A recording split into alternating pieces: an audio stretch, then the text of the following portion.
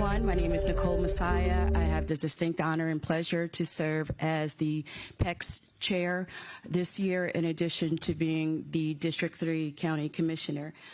Along with me in this committee is Commissioner Longspears from District 2, and also Commissioner Terry from Super District 6.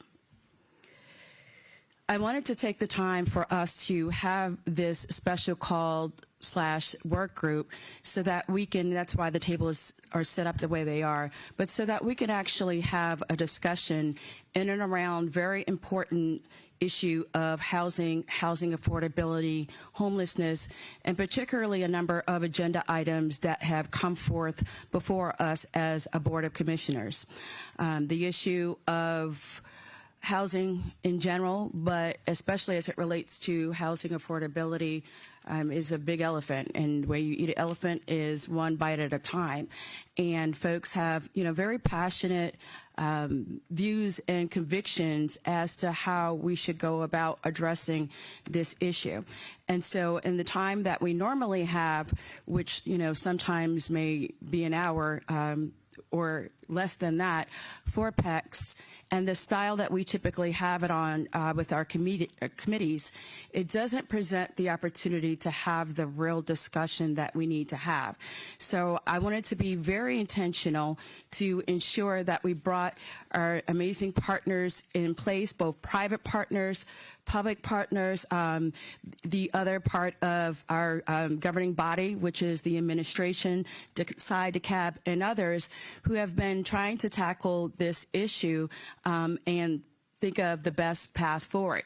None of us can do this alone, and we can't do it in a silo. So it was just very important that we had a collaborative conversation in and around this topic.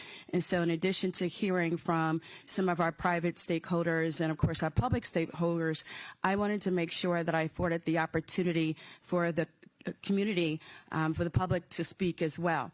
So opposed to meetings, typically how we have them is where the commissioners will speak from the dais, ask questions of our staff, and essentially talk amongst ourselves, but it doesn't really allow the opportunity to us to answer questions, or even some of our stakeholders to answer questions from the community and community partners. So I wanted to be very intentional in doing that today, and opposed to having an expansive PECS agenda, which sometimes we have 15, 16 items on it, and presentations and trying to get through appointments and the like, wanted to just have those agenda items that are specifically in and around housing that we are dealing with to actually address today. So again, thank you so much. It allows us to take just a deeper dive into the direction that DeKalb County as a whole will take in dealing with this issue of housing. Again, my theory is always to try to work as collaboratively as possible, to hear from folks, to make the steps, and ultimately, though we as the commission and the legislative body of DeKalb County write policy and deal with the budget, it is largely, and it will be the administration that will execute on those policies and legislation. So again, just wanted to make sure that we had a collaborative conversation in around this issue. And so we have a number of folks that are honored. We have the honor to be here today. Again, I mentioned that Dr. Alan Ferguson, he's the Chief Housing Officer for DeKalb County, and we have one for the first time in our history, is my understanding, but he'll help us to frame the county's strategic vision and a path forward on this particular critical issue. We are also pleased to welcome Mr. Alan Mitchell, who's the Director of Community Development, who will share insights on the current state of housing, on the ongoing efforts that we will have underway in this county. We also have Ms. Tamara Churchill, that is with us today, who will give her insight as well. Dr. Ferguson just walked in. We also have Pete Walker that is joining us as well from DeKalb Housing. And of course, we also have President DeBar from Decide DeKalb. And we have all of you. So very excited to have this conversation going. What I will do is, Dr. Ferguson, are you good to start your presentation, or would you like a moment to settle in, and would you like for us to go to Alan Mitchell? Not to put you on the spot, but, you know, very much just wanted to get your feedback. I'm fine either way. All right. So with that, no, I understand you come in, you need to get settled and get relaxed. We have, again, the pleasure of having Alan Mitchell. And, you know, when I first came in as a commissioner, one of my first meetings was with Director Mitchell in and around some of the issues that we are dealing with and creative solutions towards addressing them. And as though I wasn't getting enough information just in general as a newly elected commissioner, he definitely gave me an earful and, you know, with some creative, insightful ways that we can utilize some of what we have. But I also realized that there may be some new endeavors that we need to implement. And so with that, I will give it away to Mr. Mitchell. Thank you so much. Thank you, Commissioner. Thank you. Sometimes it would be better standing up, if you don't mind. I'll do that. Good afternoon to all. I prepared a brief presentation, in essence, to cover. Would you like to go to the podium? Yeah, we can do that. And I also see Ms. Njuku, and of course, you know, in the back, of course, my colleagues here, full attendance, and I really do appreciate all of your time here as well.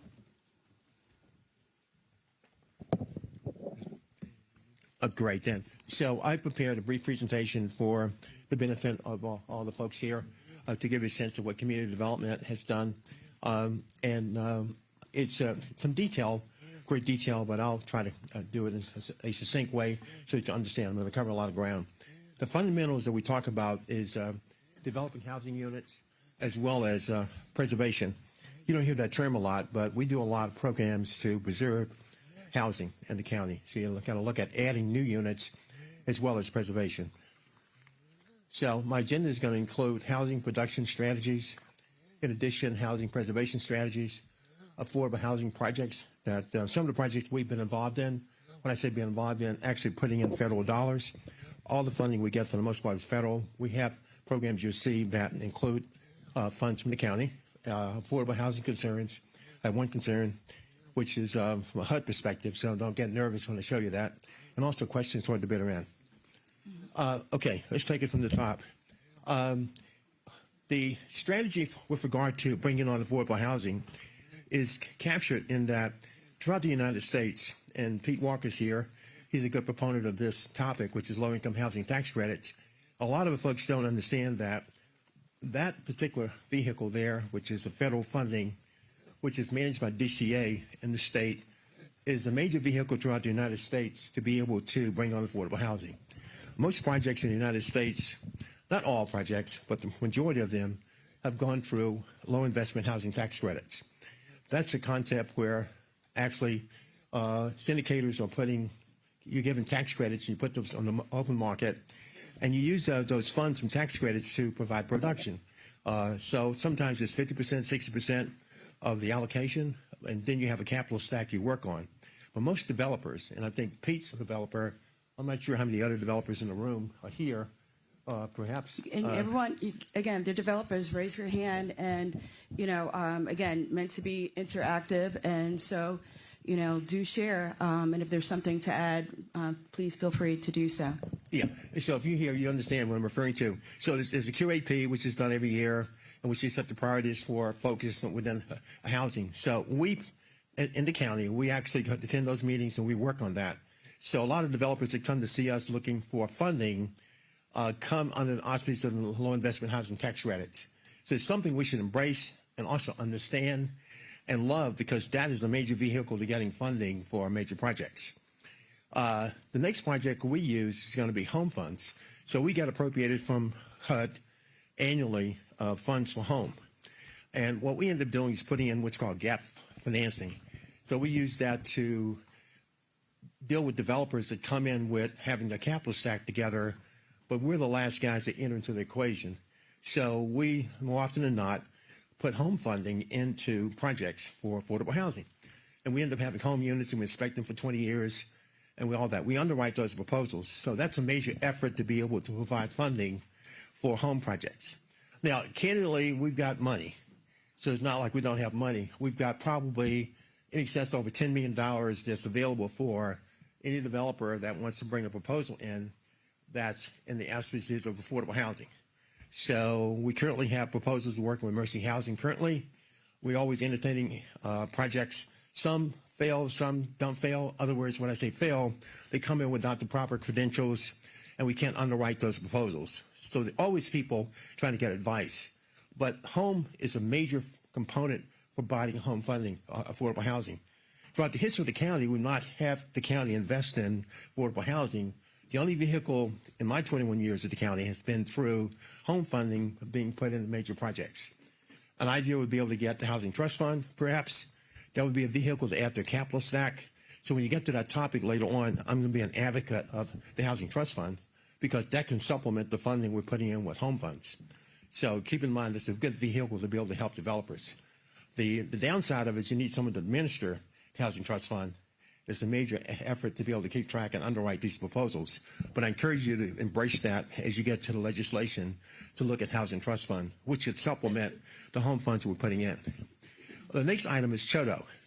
CHODO stands for Community Housing Development Organization, and that's a vehicle where I'm mandated to put 15% of our annual action plan towards CHODOs. A couple of CHODOs that you might know and love, ANDP, Habitat for Humanities, or individuals that are CHODOs. We give them millions of dollars to be able to bring on single-family affordable housing. So the number of projects, I could put them on the wall to let you know, we've done with ANDP and Habitat for Humanities. Habitat has been certified recently to be a CHODO, and we're getting ready to come to the board with an appropriation to give them funding. I have not determined how much, but it's going to be probably over $1 million to give them to be able to bring on single-family dwellings. And that's another way to bring on affordable housing. The low investment housing tax credit is primarily large housing projects, apartments. The sweet spot tends to be 90 to 100 units. The CHODO effort is more single-family housing. But those are aspects of things that are done to bring on the housing. So it's not only single family, but the multifamily apartments we have to focus on. So that's a valuable thing that we're doing today. The other facet that we have active is NSP, which is called Neighborhood Stabilization Program. To date in the county, going back to 2008, we've actually spent over $33 million in acquiring single family homes, rehabbing those homes, and disposing of those to low to moderate income individuals. We've actually sold 180 homes and also brought in 168 rental units by using NSP. Currently today, we have a $6 million contract with NPI, and I was at a facility today off of Candler Road where we're buying homes. We buy homes every day almost. So that, again, brings on affordable housing for individuals. We buy homes that are foreclosed upon or vacant. And it's a good thing to be able to see those individuals get the keys at the end of a transaction to be able to be awarded to get a home. These homes are not homes where they have to rehab. We actually buy the homes, rehab them up to county standards, and we sell them via closing. And most of those individuals get instant equity because we also did something which is very phenomenal. We give them up to $25,000 down as far as the down payment and also closing costs. So that's a very good vehicle that you can use for NSP. It leverages the ability to bring on more housing. Now, the last comment there is something that it's just my opinion. We have an inclusionary zoning workforce housing ordinance that we have on the books. But to date, and I think Rachel Bragg is here. I thought I saw Rachel. Hey, Rachel. 0 individuals have participated in our inclusionary housing ordinance. Why is that? Because it's voluntary. We need to change that to be able to make that mandatory. And if you look at all the units that have come online in the last couple of years, you're going to find that we've missed the opportunities to be able to bring on affordable housing because our ordinance doesn't have teeth in it. So one of the things we should consider is putting more teeth, changing that ordinance to make sure that developers have to bring in probably 10% at a minimum or maybe more. But that's an option. And that doesn't take any investment of funding from the general fund. It doesn't take an investment from anything. It's just simply an ordinance that's approved which says that as you go to permitting, you can't bring on major projects without having an inclusionary zoning aspect to bring on affordable housing. And I dare you to take a look at all the units that we brought online over the last 4 years. All those units got brought online without any indication that they have to bring on affordable housing. So that alone could help us tremendously with bringing on affordable housing. And Director Mitchell, I'll tell you that's one of the first things I remember you sharing was related to making workforce housing mandatory. And so that's something I am happy to put forth, particularly as land gets and development opportunities for new land particularly get more and more scarce. And within my district, we have the greatest amount of undeveloped land, the greatest amount of blighted properties that will be redeveloped, also having the greatest or the highest level of severity in terms of the blight, most of which are at a 5. And so, again, working with Ms. Njuku and Rachel Bragg and others, look forward to being able to, the rest of my colleagues, us be able to put that forward. Commissioner Terry did have a question for you. Thank you, Madam Chair. Thank you for organizing all of us here today. Really excited to participate in the conversation. Just a quick comment for the good of the whole, and Director Mitchell, you can, and maybe Director Walker can also reference this, but for the low-income housing tax credits, or LIHTC, as they're known in the vernacular, my understanding is that the Department of Community Affairs, DCA, gets like 3 times the applications that they actually have the ability to award contracts or tax credits to. And so it's a very competitive application process. I was told that from the developers that apply for this, as well as DCA themselves, is that they do like to see applications that have some skin in the game from the local jurisdiction.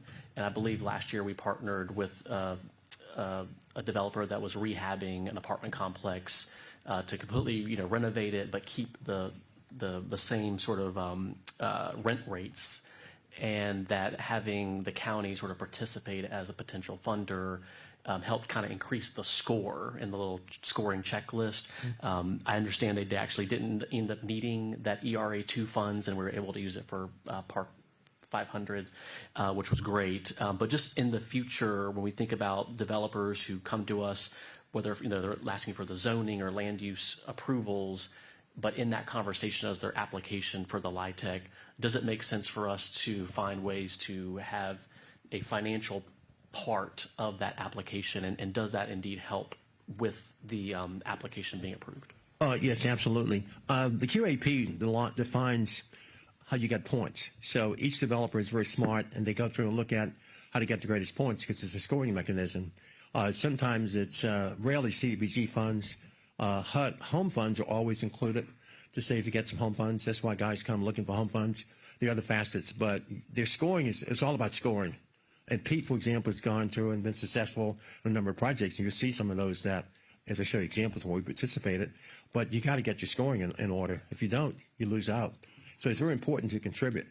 County funding, it depends on whether the QAP is going to define funds from a housing trust fund or not. We have to look at that. Have you seen that, Pete, where they've included housing trust fund, or is it just typically home funds or other facets? They generally don't care where the funds come from. As long as it's some sort of county, it would be helpful. Anytime that we can get money from the county, as Alan indicated, it is about points. One of the other things is they like to have a plan for the area, like the redevelopment plan for the area. That always helps in the scoring as well. So those are things that if we could expedite those processes, that would be great. But mainly, like Ellen indicated, it's about scoring.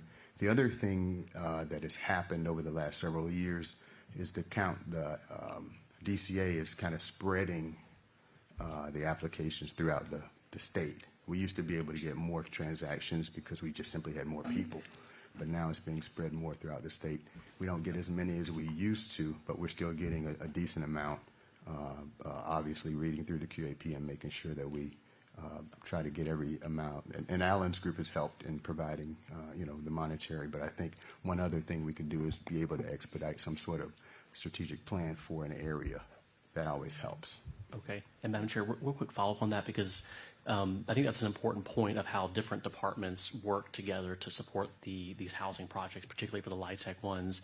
So I know we've asked the administration to work on sort of a procurement strategy that would provide different levels of small area plans at sort of different levels. And I think one of them would be like the revitalization sort of plan, which are kind of like little mini small area plans that DCA is looking for in that application. And sometimes those are like 3 to 6 month turnarounds. And so having the ability to pull in planning firms and even partner with developers to support, funding those plans, getting them done in a timely manner so we can meet those deadlines. Thank you. All right, thank you. Continue. Okay, and the other facet with the QAP plan is that there's been a focus traditionally on senior housing, so as opposed to family. And I've always been an advocate of having family, but a lot of the projects you get more scoring if you have a project that's geared toward seniors being clinically over age 62. So that's something that we've chatted with them about. Let's go to the next. So that's all about production. The next thing I want to cover is preservation, because that's extremely important to preserve the existing inventory we have for housing. So, chart's busy, but I'll go through it very quickly. We have a program called Special Purpose Housing Repair Program. We have over 550 seniors submitting applications. We do this probably once a year, and it's overwhelming for the folks at Sam Street to have the seniors come in with their applications. We get inundated with requests for the aging housing stock with our seniors not being able to maintain their homes because of the low income. So that's something we've done. We have a max of $16,000 for households, and we cover mechanical, electrical, and plumbing because of aging stock. It's a very popular program. I encourage others to participate. I know that my good friend, Commissioner Marita Davis Johnson, has had a program. We ministered for her to run a supplement from her district to help with special purpose housing repair. Commissioner Larry Johnson at one time had a program where he did the same thing. Actually, to that point, we have our former commissioner, the Honorable Larry Johnson, right here joining us in the back. There he is. Thank you so much for coming and being with us today. Yeah, I didn't know he was here. Good to see you. I looked around and saw him there. I was like, okay, thank you for being here again. Director Mitchell, thank you. Excited to see him. So he's helped as well as trying to get unique things for his district. And so I applaud you being able to look at that as being a vehicle to preserve your constituents that are seniors. You have a lot of seniors, to be able to help them and have us be able to add more money. One other point, we're working with Dorian DeBar, another good friend. We're considering using TAD funds within the TAD districts to supplement the Special Purpose Housing Repair Program. A great idea. Lauren knocked on the door saying, why not? And I said, well, yes, we can. So we're working with his staff to be able to take TAD dollars and add it to this program to actually increase the volume of individuals with special purpose housing repair or increase the amount we're giving per individuals. We're leaning toward adding more volume. Because as you imagine, I sent letters to probably 400 seniors telling them that they didn't qualify for the Special Purpose Housing Program because I had to use a lottery to be able to pick. When you got 550 applicants, you need a electronic lottery to pick those individuals. And they are very concerned. They cry. A lot of things happen when you tell them they can't be taken care of. So we have to do that in this case. By having more funding, though, we could preserve the housing stock and be able to help more seniors. And thank you, Dorian, for being able to help us be able to put TAD funds in this project. So that's, again, working together as a team. Any question? Thank you. Yes, I appreciate Hold on, that. could be one quick second. Are we done with the presentation before we start taking questions? Because I wanted to go ahead and. Commissioner I'll Taylor keep going. Asked one. So you want us to hold questions moving forward to the end? No, I'm actually just taking a quick break and allowing him to continue, and then we'll start asking more questions in a moment. Okay. We'll wait. All right, thank So, you. so I keep going. ICCI, I attribute that to Zach. Zach came up with the idea that why not take the balance of ERA funds, ERA2, and be able to propagate helping individuals. So we had $13 million to spend within December to June, which is about 6 months period to be able to help individuals. It was primarily relegated toward delinquent rent, delinquent utilities, unstable living conditions. And I'm safe to say that we spent $13 million. But we helped over almost 3,000 households. And of the funds we spent on $13 million, There's a surprise. $9.5 million of the funds went to delinquent rent, people that had evictions and notices to vacate their apartments. There again, preserving housing. Had we not helped those individuals, they would be homeless and have problems. So the preservation techniques are working in the county, and I attribute that to Zach being able to take ERA funds and have us do that. But keep in mind, putting more funds in areas to be able to preserve and pay delinquent rent and utilities, because our individuals in the county are having hardships, extreme hardships. If you could hear some of the telephone calls you get involved in with my staff to be able to do that. But that was a yeoman's effort to be able to spend $13 million. But keep in mind, the bulk of that went toward rent, which is another preservation technique. Next project would be home ARP. We've got a federal program which provides tenant-based rental assistance, which in essence mimics what we had in ICCI. And we currently started the program. It was announced in December. We're currently working with a large coordinated entry team. I've got 8 people answering telephones every day with individuals calling with distress, not being able to maintain their rents, having supportive services, being homeless, etc. So there's a lot we're doing to be able to preserve the housing stock with a home ARP program. And some of you have gotten calls as well. But we have a hotline, 404-687-3500 is the number you call.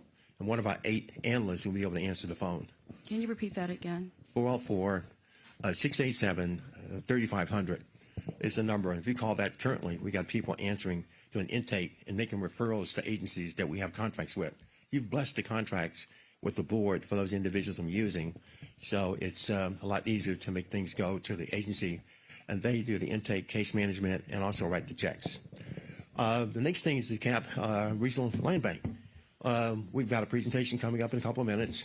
We actually created the land bank, if you recall, back years ago, and Commissioner Gannon was here. The community development actually set up the land bank, which is a good vehicle to preserve properties for preservation purposes. The next one is the senior tree removal program, and I attribute that to Commissioner Terry in that that's another way to preserve homes, because a lot of the individuals have dangerous trees sitting near their property and might fall over and destroy their homes. I'm unhappy to tell you that we have over 1,400 applicants that have applied for this program, and the phones ring off the hook every day. We can only handle about 50 or 60, so I've got to write, in essence, about 1,350 letters to seniors to let them know that they don't qualify. However, if we add more funding for that program, we'll be able to help more seniors. We can't handle 1,400, of course, but we can increment that amount up a little bit higher. But the seniors are really desperate, and they come to Sam Street, they stand in the hallway, they cry. I mean, you have all kinds of emotional things dealing with individuals that like to have the houses taken care of. It's one of the hottest programs we've got. Thanks, Commissioner Terry. But it's a nice problem to have, I guess. Yeah. The next one, very quickly, is mortgage assistance. A lot of people talk about rent, delinquent rent. Believe it or not, we've had a mortgage assistance program. It's called DMAC, where we actually have a lot of folks don't pay the mortgages. So we had over $2 million we appropriated with federal funds to be able to help with mortgage payments, which we've done. That was done by our house, and also Urban League, to be able to help individuals that are delinquent in their mortgages.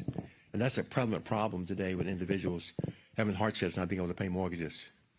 And the last program, in terms of housing preservation, is the thing I spent a lot of my time on, which is the CAP Cares Plumbing Repair Program. That's a program where we had individual citizens come to us with water leaks, laterals with sewage, sanitary things. It's deplorable to look at some of the homes, unfortunately, but I look at that every day with the invoices coming in from our plumbers to be able to repair homes. But our housing stock is so old, and our citizens in such a need. So that's a major program. We've got $5 million allocated from ARP funds we're working on. We spent probably a couple, $3 million of the $5 million for that. It's sponsored by Watershed Management, but I've got a staff that actually does that program, which is extremely important to be able to help preserve. So in summary, these are the things that we're doing with your help to be able to preserve our housing stock. We talked about adding stock, but this is to preserve the existing stock. So I think we have more buy-in, take these ideas and propagate them to be able to provide more funding when need be, or more support. It's not always money, sometimes support. And also let your constituents in your districts know fundamentally these programs exist so that they can take advantage of these things. Because a lot of people always say, I wasn't aware of A, B, and C, even though we put that on the new newsletters, you put it on the county website, et cetera. But sometimes they overlook what they have to do. And we have a lot of individuals who can't read or write. You'd be surprised how many people we have that come to our location, they actually can't write or read. You might say, that's strange. But we have individuals that sit down and help people fill applications out, and they can't. They're illiterate. And that might sound strange at 2025, but we have people every day that we deal with that cannot fill out an application. So it's sad. So I'll move on from this chart. I hope. All right. Okay. And if we could take just a quick pause, I wanted to make sure that you had an opportunity to get through that presentation in terms of the programs that exist before we started taking additional questions and going into the current projects that we have that are funded with HUD dollars. With that, Commissioner Long-Spears. Thank you very much. I appreciate the opportunity to speak and grateful that you have organized this meeting. And appreciate you being with us, Director. I do have several questions. The first, housing preservation strategy. This might have to be directed to Mr. DeBar, but I guess I'll start with you. Okay. So I was delighted to hear that there's a possibility that we can use TAD funding to supplement that program. Are all 5 TADs eligible? Meaning that is the language within those TADs all 5? We have 5, correct? Yes. Yes. Good afternoon, and thank you all for having me. Thank you for having me here, Commissioner. Yes, all 5 TADs are eligible. Okay, fantastic. And then you stated on number 2, the ICCI program, which we all know is funding from ERA2, is that there was we expended $13 million, which we allocated last year by a vote of this board. And you said that 9.5 were towards delinquent rent. What is the other 3.5? Can you give me a summary of what those funds are spent on? Oh, yes, absolutely. It's homelessness. It also has to do with unhealthy and unstable living conditions. It's in transportation. So we had a lot of people that were homeless because the idea to get them in the hotels, motels, and transitional housing. And then we had a lot of individuals who had unstable living conditions where the homes were in active fee. But that was the balance of it. And so when you said the unstable living conditions and you brought up the hotel motels, so a portion of that fund was to pay the nightly cost for families to live in a hotel motel? We had to relocate people, transportation, to get them situated. Okay. And the homeless, we have a lot of individuals that also were actually homeless, living on the bridges and in the street and et cetera. But we were able to help individuals. I was just shocked at the amount of rent we had to pay, though, because invariably people call up saying they're being evicted. I got 3 kids, I'm pregnant and being evicted. I've got no kids going to be evicted. It was just unbelievable amount of people that were not paying their rent. And so we have another problem. That is some of my new programs, people that got money under the ICCI program are writing emails and letters about why they can't get money under the new program. We find out through our HMIS database that we're already giving them funding. So a lot of the people that are at the head of the line writing notes to the CEO are people that already got funding under ICCI. So we're trying to make a prioritization where family and kids are highest priority. So the homeless guy is important, but if you're a female with kids, you surface on a priority basis to get a higher scoring in our intake, and we try to help individuals like that, and then the pecking order goes down. But a lot of people just aren't paying their obligations, and they're become aware of government programs, and they call daily trying to seek help. Thank you. So I did some simple math of the 9.5 million, 2,971 households that averaged out to $3,197. I realize it's not that exact amount for each household. Every situation was different. But it surprised me as much as you, and how much of that was for delinquent rent. I'm curious, how many months on average were people behind? I would say probably 3 to 4. Okay. So 3 to 4 months and on we could average. We could actually go back further based on the regulations to go 12 months if we had to, but we sort of capped it at 3 to 4. You can go forward 1 to 2 months. So we pay you back rent. We also give you some funds to stabilize you going forward. Because paying rent for today, not long, if they're going to be stabilized going forward, could be a problem. So we tend to go backwards and go forward. Those are regulations. So it included both back rent and funding to help in the future, because we all know that ERA2 funds, and ARP funds are all about to be gone. Yes. Okay, yes. that's good to know. My next question is under strategy number 5. This is a really cool program, in my opinion. Yeah. I'm glad that we're doing that. How do you determine if a tree is dangerous? And are you bringing like the DeKalb arborist out? Is that something you'll address? If you're addressing that later in your presentation, I can hold that. I can answer that. Okay. So it's interesting. What we're going to do is I have a meeting tomorrow at 10 o'clock with about 4 vendors that are experts at tree removal. They currently have contracts with the county. So it's not people I'm picking that I know, of course. They have individuals that currently are an iSupplier that have contracts with the county that are being used by other departments. So we're going to have, and the arborists will be meeting with us. We met with Planning Sustainability. We had meetings with them about getting arborists involved. Unfortunately, the arborist is extremely busy, and we haven't been able to get the arborist to hang out with us. But he did commit to, after we identify the high priority items, I'm going to take the 1,400 list down to about 50, and then be able to select those applicants and go to their homes to be able to look at the trees. And they've agreed to assist us in that effort. So we're getting, I've already generated who's going to get help, because I ran the random number generator to get it down to about, I prioritized the 1,400 from 1 to 1,400. So I know exactly which ones that were selected. I'm not going to make the announcement to them, but we will get help from the arborists, and we will get help as far as assessing how dangerous the tree is. There might be multiple trees. It's not just one tree. The idea with math is basically an individual can have multiple trees as opposed to one tree. So if you do it $80,000, $100,000 and divided by $1,000 per tree, that's not going to work. Certain individuals may have multiple trees, so the funding can go very quickly if you have a preponderance of trees. So we have to get into that. But the arborists, to answer your question, will assist us. We chatted with the director of the department, and they're willing to go out with us to help. To make that determination. Thank you so much, Director Mitchell. And I think, just to understand from the focus of preservation that these programs actually exist, and some of the more specific details in terms of how it's actually executed, I'm sure we can follow up with you online. But it's great for us to be able to see the community, be able to see all of the partners right here in front of us, some of the programs that the county does have in place in terms of the preservation of housing.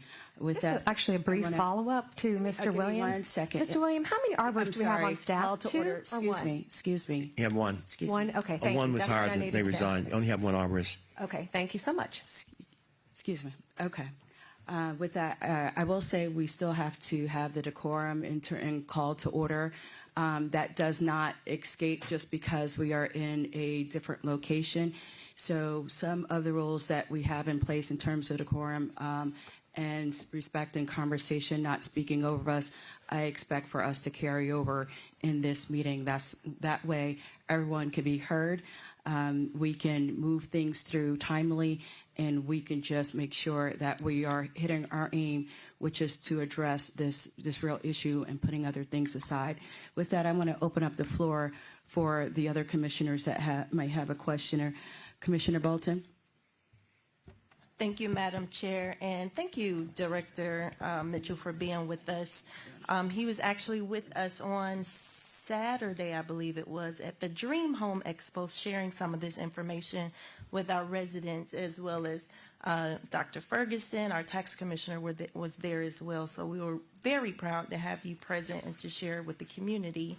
I just have a few questions, and you alluded to the response to my first question when we had an earlier discussion, but for the sake of the public being aware, with respect to our housing production strategy, some of those programs that you have listed there, are any of those specific to supporting county employees, or is there an additional benefit or resource for county employees to get support for housing? The answer is I'm going to say yes, and specifically item 4, Neighborhood Stabilization Program. So I had proposed, and we're still working on it, but to have a lottery for county employees. I've got 7 homes that we've acquired. We're going to be acquiring more, and we're going to renovate them and state-of-the-art appliances, et cetera, good neighborhoods, DeKalb.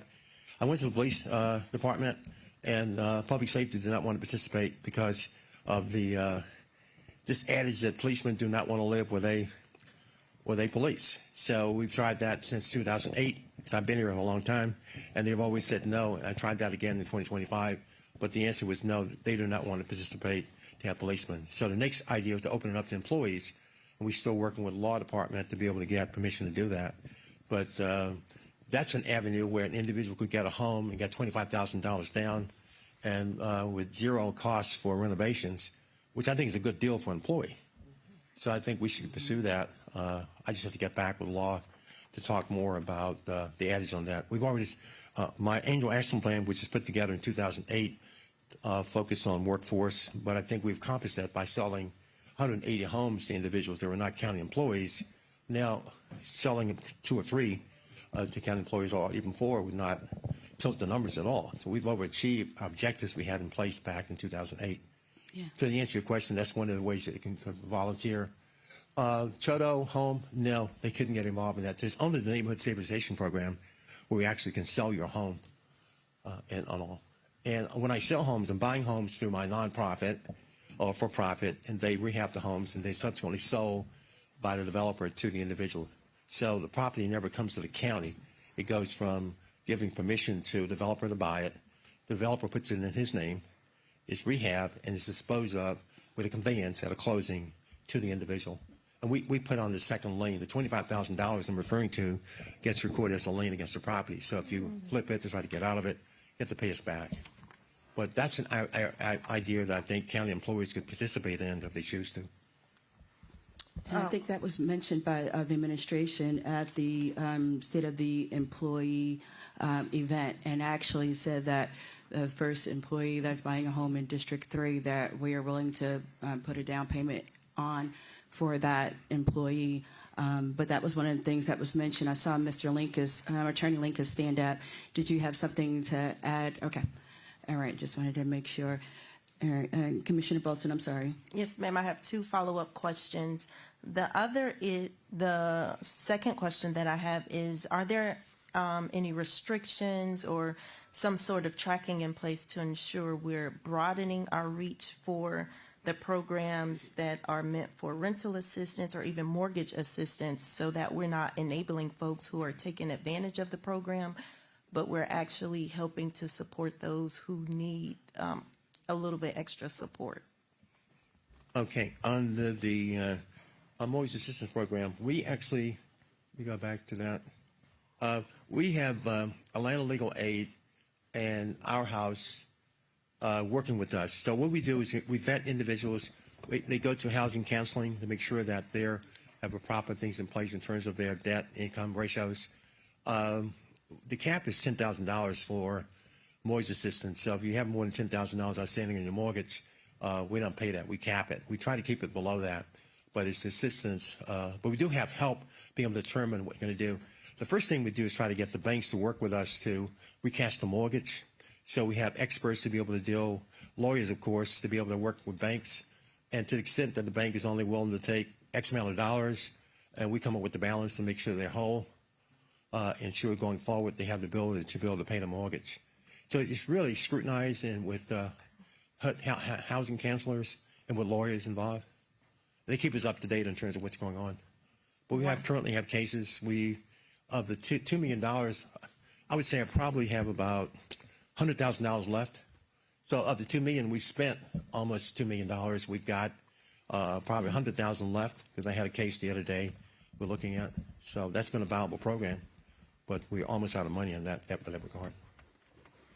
Okay, and my last question, I received inquiries specific to I believe it was the home ARP, and we were being asked in District 7 if there was a database or tracking system where folks can see when the funds are used up or who has the funds to distribute them, because they're having issues where they're having to call around, or they're making attempts to drive up to Sam Street, just looking for ways to get in touch with someone.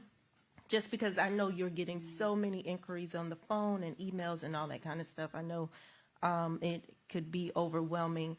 But if there was an easy way for them to just track and see if there are any funds and where the funds are so they can go there or stop pursuing trying to get them to make it easier for those, even the liaisons who are helping the residents in need? The answer is that we still have funds. Okay. Okay. So $7.8 million is all of it, not all of it, but a lot of the majority of it is still available. The issue we have is that we have thousands of people that call. They call. Some people call 5, 6, 7 times. They just sit there and dial, speed dial back and forth. We've developed a wait list. We have agencies that we make referrals to. So for simplistically, an individual calls. I have an analyst that goes through an intake, trying to assess everything about them, load them into an HMIS system, and then after that, we make a referral to an agency to help them. Well, as you go through that process, you end up with a backlog because we have so many calls. We have thousands of calls. Mm-hmm. So people call your office or other offices, the CEO's office, because they call, they can't get through. We're trying to make the priority to be families with children. Mm-hmm. And so individuals call repeatedly trying to get through. We have capacity with answering phones. That's not the problem. The problem is being able to make the referrals and get people help. And then the agencies have a backlog. When I make a referral to, say, African Children's Fund as an example, they have a backlog being able to get the appropriate help to these individuals. Each one is a unique case in terms of wraparound services, jobs, school care, rent, etc. Each dynamic is different. So they're frustrated because they can't get through because we have a bottleneck of calls coming through. But I always encourage people to continue to call and all that. I can't give them a sense of where they stand, but I can, in other words, I don't produce a report. I have a report telling who's on the backlog and who's called. But it's kind of hard to communicate with an individual citizen to let them know where they stand. We try to be as fast as we can, but it's a very tedious process. And I can understand being frustrated if we have a backlog of 1,000 people and you're calling today and you can't get through. So we just. But do you anticipate that that's something we may be able to invest in to help support the work that your team is doing, but also on the front end, the residents can just log into their account, for example, to see where they are, or just simply to see if there are any funds left? Because folks are saying that it's been communicated to them that there weren't any more funds. So they were just frustrated that they were searching for them, but there were no funds to get. So just somewhere where they can get real information as opposed to the misinformation. I understand. I would say unequivocally to the public, anyone else, we have funds.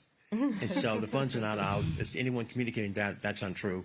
But if you're on a waiting list to get services, and I'll pick on Pete for 30 seconds, I want a housing choice voucher. So Pete, how many people on your waiting list for Section 8 vouchers, roughly? 20,000. Okay, he's at 20,000. All right, so if you're trying to get a housing choice voucher and you're upset, he just said he has 20,000 individuals.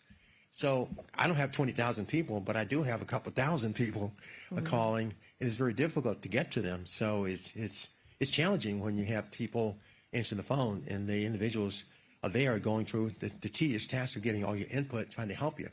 So we have thousands of people calling. It's a challenge. So I don't have a database. I can explore that, but they'll let them know where they stand. But I'm quite sure in the case of the Housing Authority, someone said, where do you stand in this 20,000? It's going to be hard for Pete to tell you where you stand, and he's got 20,000 people on the wait list. Understood. I appreciate you being open-minded. Yes, I will pursue that. I'll make a note of it, see what we can do with HMIS. Thank you so much, Commissioner Bolton. Commissioner Davis-Johnson. Yes. Thank you, Director, for this thorough presentation that we really do need to hear about our housing strategies. Okay. And thank you, Madam Chair, for bringing this to us today. I would just like to say that the DeKalb Lawyers Association, they have a program to assist tenants facing evictions in DeKalb County for representation, free legal representation. I don't know if they connected to you all, but I would assume they could work in coordination with you all, because if you all know of people, because a lot of times you may be able to work something out in the courthouse with the landlord. And so if they are, who would they contact if they want to coordinate their efforts with what DeKalb County is doing? Okay, good question. We have a contract with a Landlord Legal Aid Society. We give them an annual contract, have been for 20 plus years. And also Metro Fair Housing, we have a contract with them to deal with fair housing, discrimination, et cetera. So any individuals encountering mortgage problems or rental assistance problems, we can route them through the entity that can provide help. So they're on contract with us, and they provide reports every day. Any individual that needs legal help, if they below 80% AMI, can get help directly. So we work with them succinctly. Now, going back to ICCI, we had DeKalb Pro Bono working with us, as well as a Landlord Legal Aid. Unfortunately, they didn't spend all the funding we gave them, but they were actively involved in all of the transactions for back rent. And they worked to try to get people repositioned, readjusted, reorganized, modifications with their banks. So we have people actually on board that do that work as lawyers that help. So, With the DeKalb Lawyers Association of lawyers also. yeah, we have to engage them in our efforts to have a contract with them, because those individuals are making reference to, we have contracts. I just have to get with you offline and get a contract so we can enter an agreement with them and have a contract. So I welcome that.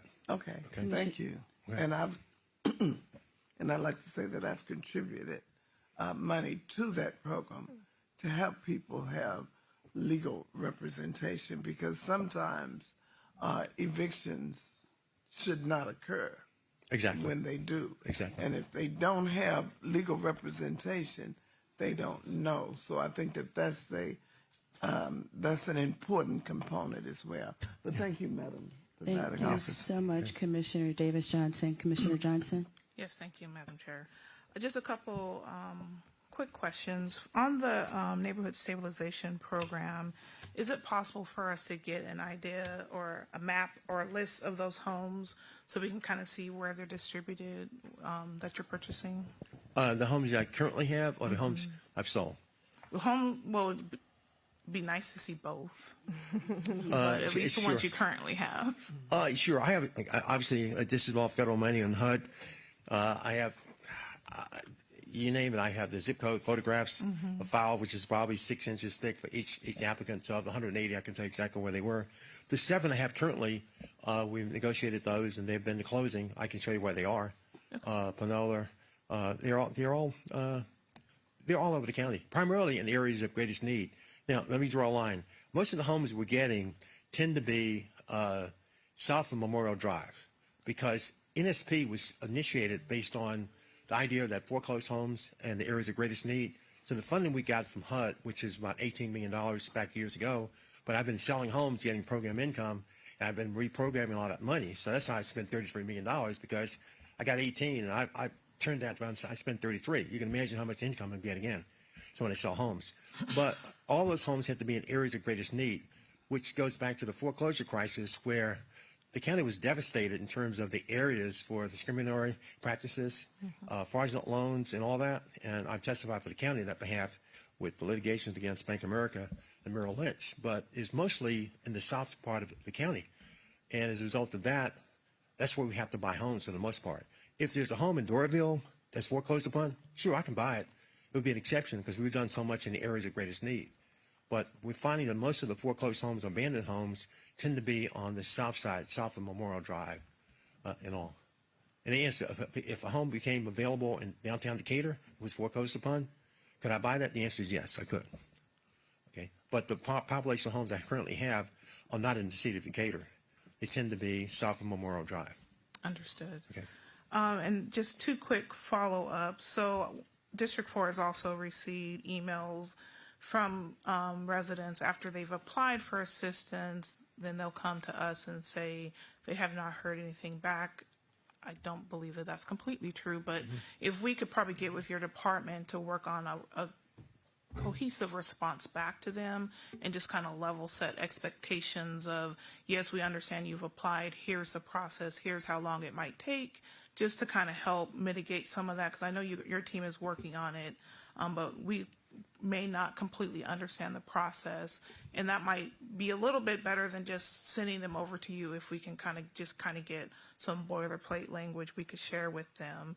And then I would also like to piggyback on some of the items that Commissioner Bolton was speaking to, about, especially about employees. I think it was Commissioner Bolton, but we have also gotten inquiries in our district office from county employees seeking assistance. So however we can work to make sure that we are standing up our own employees and making sure that they're secured in their housing, I would be in support of that and would love to have a deeper conversation with you offline on that. We'd love to. And just so you know, we do this on a day-to-day basis. It might be shocking, but we have employees that are homeless. Mm-hmm. You might say, where are they? I would not disclose the departments, but we had a lot of departments that have individuals that are living in the cars. We had a family who worked in a particular apartment that were living in their car at Sam Street for almost 4 months with their husband and 2 kids, and they're an active employee within the building in one of the departments. Mm-hmm. And once we discovered that, we had to relocate them, get them in a hotel, and they're county employees making a check every day. So, but they had a bad track record of getting apartments. So we get a lot of calls from individuals to seek help. It's confidential, but we do that. We work with individuals. But to your point, we connect. Any employee that needs help, just call me directly, and we will gladly assist them. And I don't say that to say that DeKalb County is doing something wrong with our employees, but just to highlight that this homelessness issue is impacting those who do have a job, but it's just not making enough. So just to highlight that and see how we can help. Yeah, that is true. That is true. We have people that have income, but that are homeless, that have been. And we have a hotline number. If you call on the tree program that Commissioner Terry had given us, I have a standard recording on there telling you exactly our process. When we get back to you, giving all the things, you can't leave a message, but you can listen to where we are in the process and the steps to get back to you to solve the problem. So if you call that number, it gives you a very thorough analysis of what we're doing and what we plan to do. We try to do that where at all possible. Understood. Thank you. Are you over? Fantastic. All right. And so just in the spirit of making sure we hear the voices that, outside of the commission and, the director that are shaping or who will be utilized to shape where we go and how we address these issues, and making sure I am incorporating the spirit of a work group.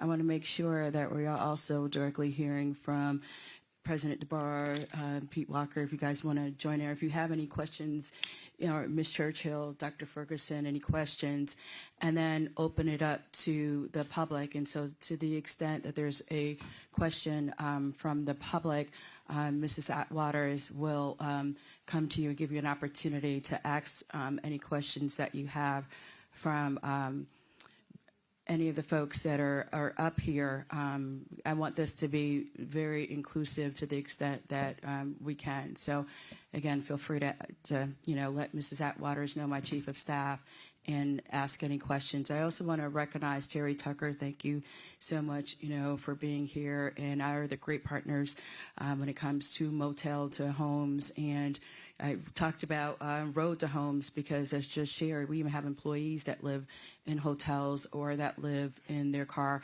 I also want to acknowledge our tax commissioner, Irvin Johnson, that is here with us as well. So is there anyone else that have any questions? I want to make sure, again, we're being as engaging as possible. Are there any other questions from anyone in the audience? Okay. Mr. Snagenberger? All right. Yeah, we're going to give me 1 second. There's a mic right there. Director Mitchell, thank you. I had just a quick ticky-tacky question on the low-income housing tax credit program. Do you have an idea of how many projects are awarded in DeKalb each year, just on average? I'm going to guess probably, I would say a couple, maybe about 4 or 5. What do you think, Pete? Yeah, I can answer that question. Usually between 2 and 4. Yeah. Okay, thank you. All right. Are there any other questions? All right. Thank you so much, Director Mitchell. Sincerely appreciate it. I'm sure you'll have other follow-up questions, and similar to what Commissioner Johnson shared, would love to be able to have that list, particularly as I'm hearing the areas of most need and south of Memorial Drive. So that screams to me, District 3 and in my district. So I very much want to be, aware of those particular homes and properties that's been sold and bought. So thank you for that. And with that, Dr. Alan Ferguson has joined us. Are you ready to go, Dr.? Thank you so much. Should I go through those examples? I'll flip 2 or 3 up. Yeah, so we'll have we'll have you present the rest in another regular PECS meeting, and I appreciate you. Also, just wanting to, while Dr. Ferguson is approaching the podium, wanting to mention some of those agenda items that we have been addressing that are on our agenda for us to vote on as commissioners, and that's 2025-0431, and that's Commission Districts 3, 4, 5, 6, and 7, and that's to declare 25 county-owned property vacant property surplus and transfer the county's interest in the parcels of real property from DeKalb County to the DeKalb Regional Land Bank Authority. So that's utilizing our land bank that we have presently. We also have 24-0935, all commission districts, a resolution establishing an affordable housing trust fund for DeKalb County, Georgia. We have 2024-1548, all commission districts, a resolution by the Board of Commissioners of DeKalb County designating 1% of the 8% hotel motel tax revenue for an affordable housing trust fund beginning in 2025 pending fund approval. 2024-1564, all commission districts, a resolution to allocate DeKalb County funding for the creation of a land trust for DeKalb County. 2024-0815, all commission districts, a resolution to amend Chapter 27 to reduce the minimum unit size for single-family dwelling units in single-family R75 and R85, which is residential medium lots and residential medium lots that both are zoning districts. 2025-1064, and that's Commission District 5, an expansion of the East Metro Community Improvement District. And those are some of our housing-related agenda items that are presently pending. So with that, I will take it away, Dr. Ferguson, and thank you so much for being here, and welcome. Thank you, and thank you for having me, and also thank you for reading off all of those important legislative items. And you can imagine I've read through them. I have some comments and suggestions and so forth that I'll be more than happy to share with the committee. Thank you. But good afternoon, Chair, committee members, and your Board of Commissioner members who are present here today. It's been a long time coming with my introduction to PECS committee, and I'm looking forward to us having ongoing and continuing, partnership and conversation. So just a word about myself. I'm sure, those of you have seen my bio and things of that nature, but just to summarize for those who aren't familiar with me, I've been working actively in this space for over 30 years in affordable housing, community development, and economic development.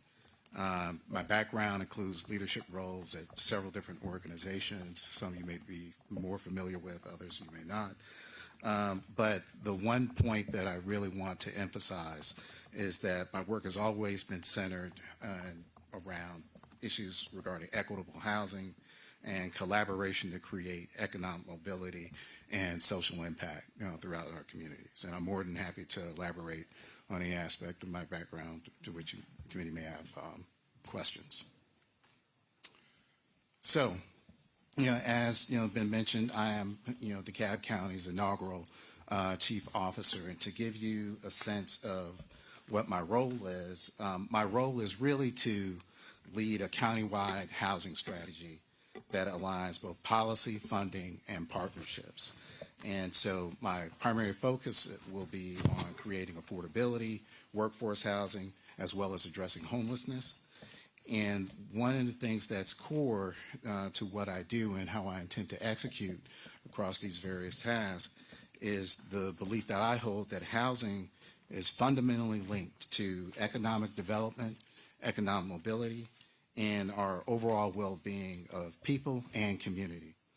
And so with that, I intend to work across departments and with external partners to deliver measurable outcomes and ensure DeKalb County's housing priorities are advanced. So I think it's really important, especially for those in the audience who don't kind of live this life, live in this world on a day-to-day basis, to really kind of set some context around DeKalb County and where we are and where we intend to go. So what you see here on the screen is actually the 2025 AMI, which is Area Median Income limits for the metropolitan statistical area for Atlanta, Sandy Springs. And so DeKalb County is a part of that metropolitan statistical area, or MSA. And you'll see that for a 4-person household at 100% of AMI, it's $114,200 in terms of median income. And this is important because it represents a 6% increase over 2024 levels.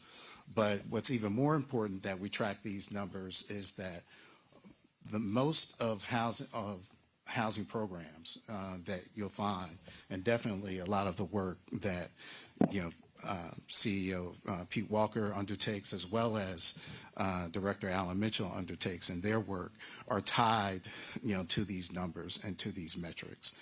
And so you hear us talk very often about AMI and what's affordable. And what you'll find typically across the board is for rental properties, 80% of AMI and below is what's considered, affordable rental in general. And then typically when we talk about attaining affordable home ownership, it's really that gap between 80% of AMI going up to 120%, and some programs even go up to 140% of AMI. And when you look at, DeKalb County, just a snapshot of DeKalb County's 2024 incomes, breaking out by household size, it kind of sends a picture that, DeKalb may be doing better than most. But what I will tell you is, as the saying goes, the devil is in the details. And sometimes the way the numbers read doesn't really provide a true story, an accurate story of what our experience in DeKalb is. And I'll elaborate as we go forward. So when we talk about DeKalb County, and those of you who've heard me talk about these topics, before, I may sound like a broken record, but we've moved away from discussing housing as an affordable housing problem. It is a housing crisis. It's not an affordable housing crisis. It is a housing crisis. And the reason why I discuss it that way is that the issue of finding adequate housing that you can afford, whether you want to own or rent or wherever you fall on the income spectrum, throughout DeKalb County, you're affected by all of these factors. And those factors are, creating this environment where there are rising rents for everyone across the board, and also rising home prices, for everyone, kind of making the opportunity to achieve attainable home ownership move further and further away. So you can see these trends, here in DeKalb County, where you see that the home median incomes, if you will, have been rising in DeKalb County over the years. That's because there's been an increasing amount of population on the upper income spectrum. And so that's been rising. But what you'll also see is that even though we've had rising median incomes, you'll see that the home values, home prices have been rising faster than incomes have been rising. And what that has created is more pressure on households to afford housing, whether you want to rent or own inside the county. We also have, the luxury, and I would say the benefit here in DeKalb County of an increasing population. DeKalb County is full of, great infrastructure, great amenities, great systems, long, standing communities, and people are attracted to the county. So we have this increasing rise in population. That's great news for the county. What it means from a housing standpoint is that you have more and more competition for housing. Thus, when there's more competition, people bid up rents, people bid up home prices, again, affecting the issue of affordable housing. And then so that's kind of the demand side of the equation. This is the supply side of the equation. We're just not building as many homes, as many housing units as we used to. So this chart, this illustration really shows that the rate of housing supply, the rate of housing production really hasn't even gotten back to pre-Great Recession levels, to pre-2008 levels here in DeKalb County. And it's a number of reasons for that. Since, the Great Recession, lending standards have, increased. So it's harder for developers and investors to get access to capital. The lending requirements have been more constrained. Also, we've seen just a rapid increase of construction costs, and that's been led by really a global phenomenon in the demand for certain basic and kind of core materials that go into building, such as concrete, such as steel, so on and so forth. Those inflationary pressures have driven up the cost of construction. And then I think it's also important to mention that since the Great Recession, and what's been particularly influenced is, some policy changes at the federal level in regards to immigration, we've lost somewhere in the neighborhood of between 350,000 and 500,000 construction workers because of changes in immigration policy.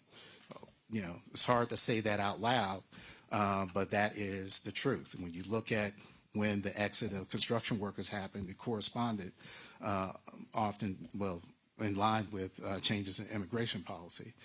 The problem is that from those policies that were enacted almost a decade ago, that construction workforce has not come back. And the challenge with today's construction workforce is that a vast majority of those construction workers are now entering into an age where they're eligible for retirement. And there's not a strong enough pipeline of younger homegrown talent in the construction business to replace those workers.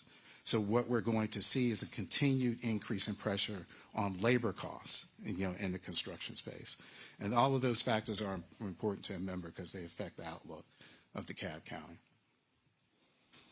So when it comes to DeKalb, I have this slide labeled that it's complicated and that we have a number of things that are actually going very well that you can hang your hat on and say, this is a great time. So looking at last year's, the 2024 data, we have a very, very strong occupancy of existing housing units in DeKalb County. We only have a 9% vacancy rate.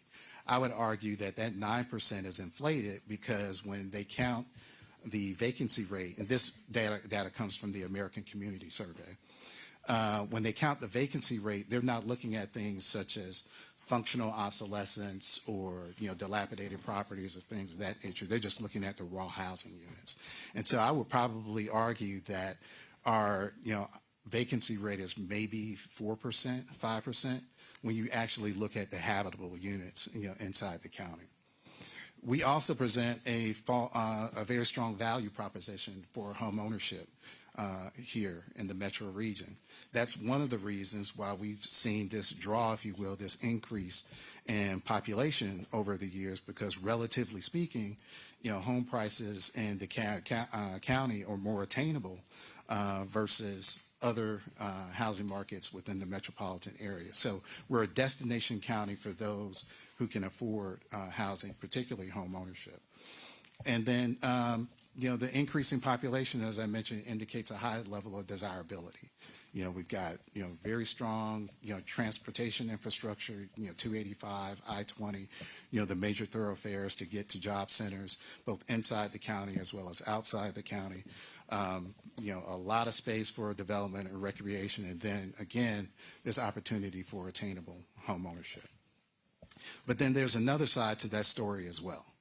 And that, comes in regards to our existing housing stock. So as of right now, 57% of the housing units in DeKalb County were built before 1990. That means our existing housing stock is aging. That's where you hear, where there's such a demand for the programs that Director Mitchell is supervising regarding, the preservation, home repair, plumbing repair, roof repair, things of that nature. People need help and assistance maintaining their homes so they can stay in their homes. We also have, when you look at the data, 39% of our households are cost burdened.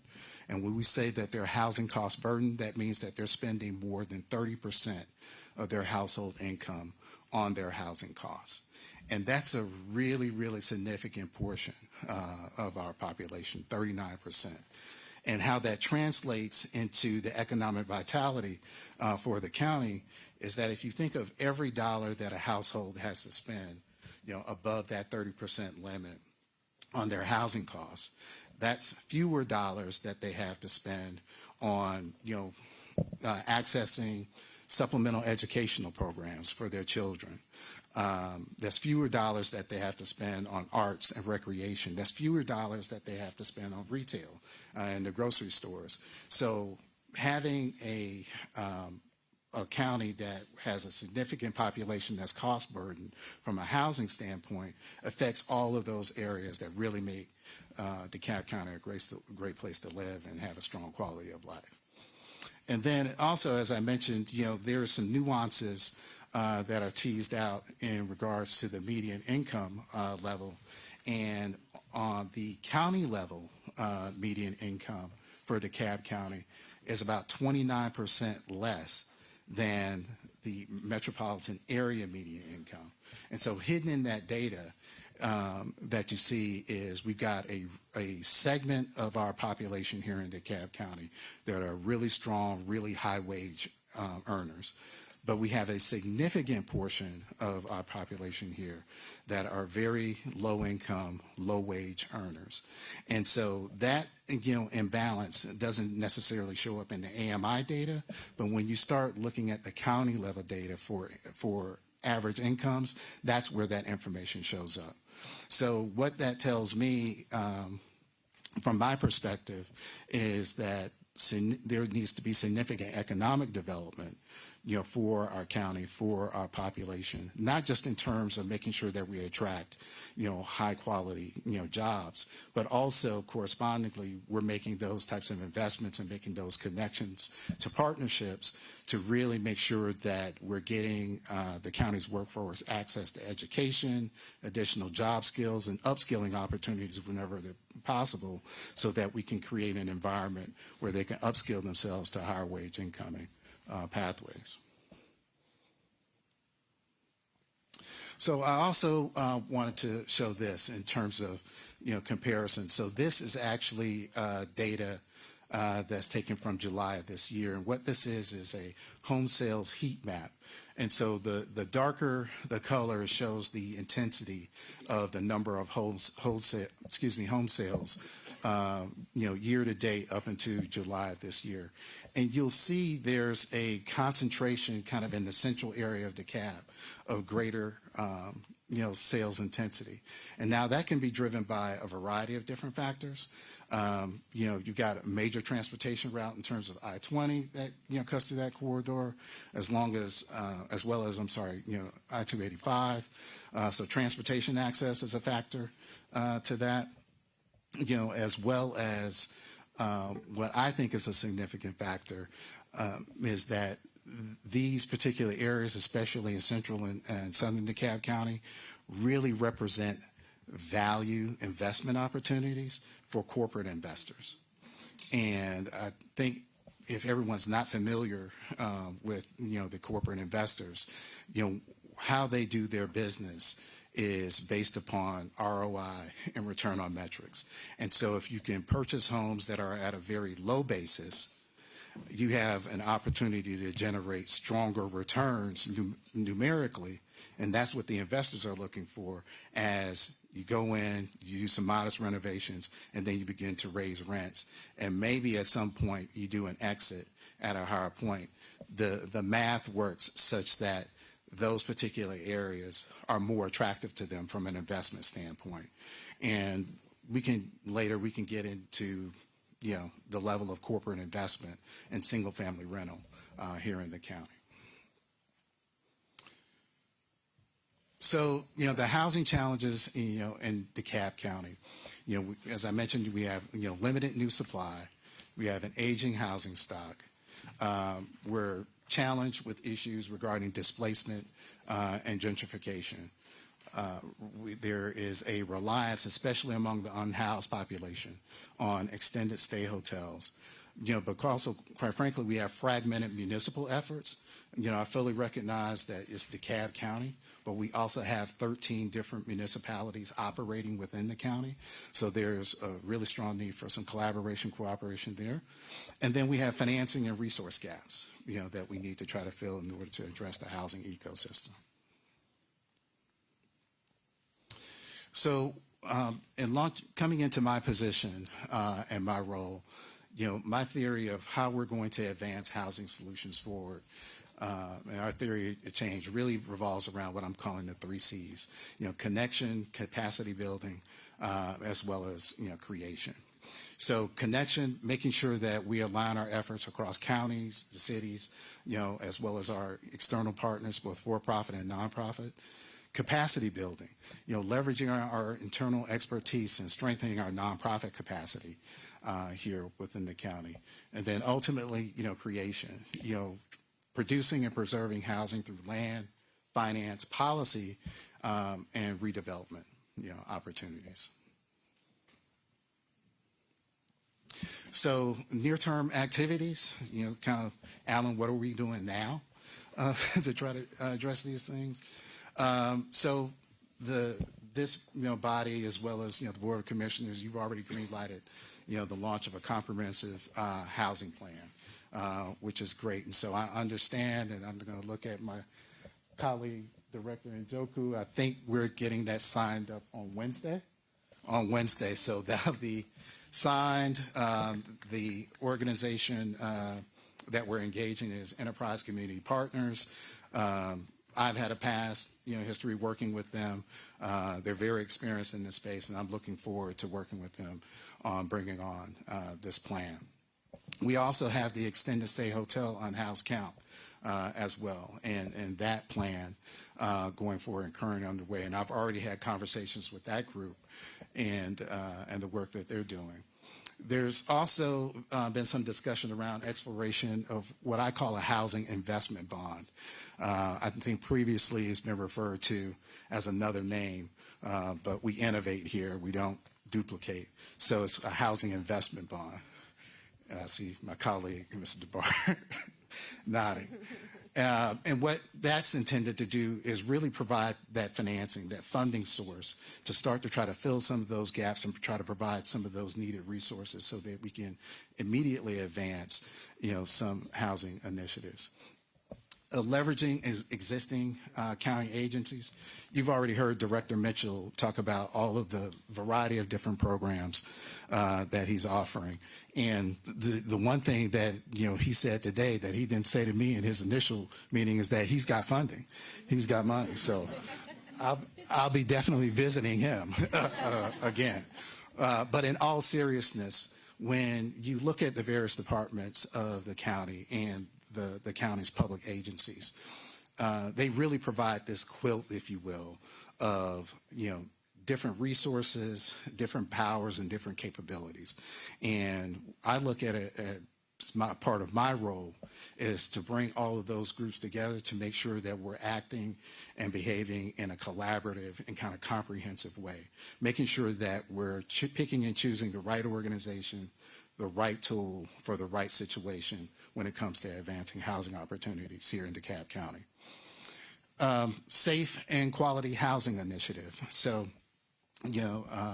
Madam Chair, you've mentioned that you've got several properties within your district that, quite frankly, are challenging. And I think saying that they're challenged properties is putting it lightly. So we're in the very beginning of exploring a safe and quality housing initiative. We're going to come up with a strategy to really try to advance making some efforts to try to right those wrongs in terms of existing blighted multifamily property here in the county. Trying to work as cooperatively as we can with the current owners and using both the carrot as well as the stick to help those properties really return back to their glory, if you will, of being productive places for our residents. And then also, I should dare mention that we're really looking at, you've already seen some early activity even before my arrival around concentrated efforts around targeted acquisitions and redevelopment opportunities.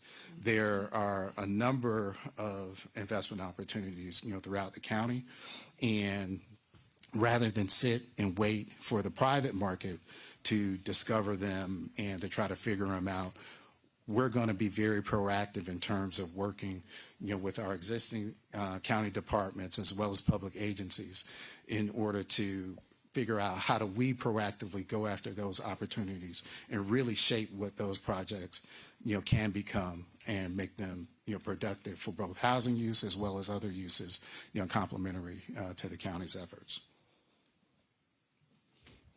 So, the path forward for me and the work that we're doing really comes down to one word, and that's partnerships. Housing, is the foundation for us having, quality of life. There are so many different factors that go into being in a safe, secure environment. You can think about the psychological safety, that a family has when they know where they're going to sleep each and every night, and how having that certainty in life allows you to think bigger and better and greater dreams than what you had before. But then also there are all of these other benefits. As I mentioned, housing is a key part of economic development. I think in your roles, you've all had conversations with both constituents, as well as, businesses and proprietors saying, I want to be in DeKalb County. I want to be in this area, but there are just not enough rooftops for me to build here. Or there are enough rooftops, but we need to have some concerted efforts around increasing those household incomes so I can bring this type of store here. I can bring this type of service here or this type of amenity, to this location. I'm sure CEO DeBar knows that conversation well. So looking at housing as that foundational element, what we need to do is, a couple of different things. Within the DeKalb government, these cross-departmental departments and agency alignment, that's going to be one of my priorities. Across the 13 municipalities, to the greatest extent possible, we have coordinated zoning, planning, and resource development when it comes to our activities. And then also across the metropolitan Atlanta region.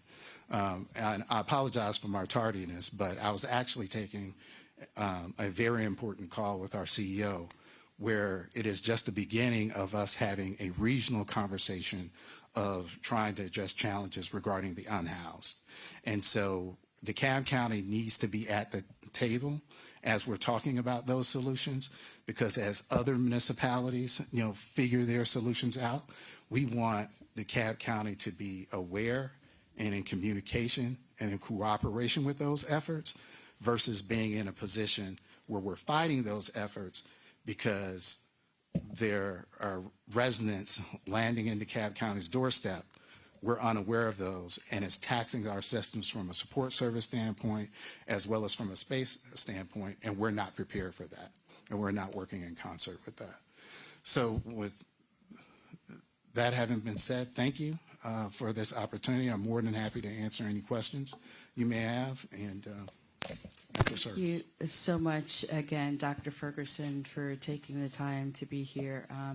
We much awaited your arrival to the county and an opportunity for you to get on top of some of the things that we had been addressing and dealing with, to make sure that we had your valuable input and for us to work collaboratively. So thank you so much for your presentation. With that, I want to extend to committee members first, and then I will extend to Commissioner Davis Johnson. Commissioner Terry. Thank you, Madam Chair. And since you read out all the agenda items, I think it's okay if we just maybe dive a little bit into Dr. Ferguson's expertise on some of these agenda items, because we might be taking some actions today. So we'd love to get your, but you want to, come on back to the, if you want to participate in the discussion. And I'll try to go in order here just so we're kind of following the agenda. So I imagine you and the administration support the DeKalb County Land Bank, because I know that Madam CEO, when she was commissioner, helped provide the funding to reinitiate the DeKalb County Land Bank. I want to say it was like 2021 into maybe early 2022. So it did take a few years upon inception of let's get the land bank back going and operating again. But it is operating. And so just, generally speaking, DeKalb County Land Bank taking vacant, blighted properties and getting them back on the tax rolls, that's a good policy, right? Yes, I think it's a good policy. What I would add, because I want to make sure that if we're transferring property over to the Land Bank Authority, that the Land Bank Authority is ready and positioned to kind of quickly move into repurposing, those properties. And so, my kind of caveat or concern, if you will, is to make sure that enough pre-work has been done regarding title, land use and development, conditions for those properties, so that when they go over there, the Land Bank Authority doesn't have to start from scratch and do all of that work, because that just increases the timeline, as well as making sure that there's, just adequate funding resources available, for all of the due diligence activities that need to take place. I think just kind of handing the properties over, and I'm asking these questions because that's not just apparent in the legislation. And if that's the case and everybody's all ready to move forward, definitely supportive of that, but just making sure that we're taking that into consideration. Because when we take, these actions, when you take these actions, the public wants to see action.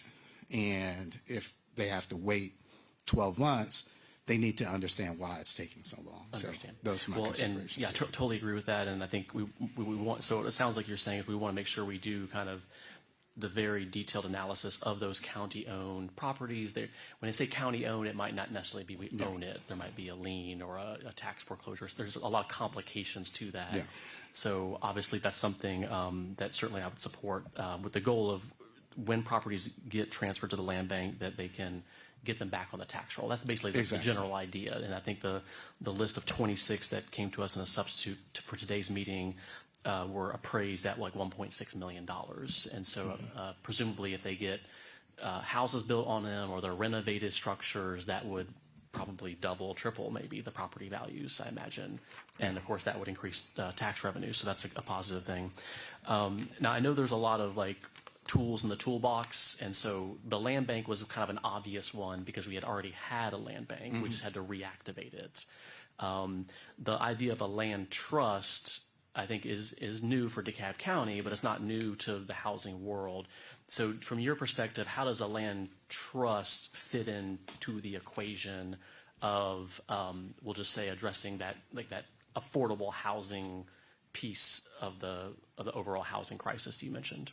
Yeah, well, the basic, premise, behind the land trust is essentially what you're trying to do is remove the land cost, if you will, from, the equation in regards to the value and the purchase price of the home.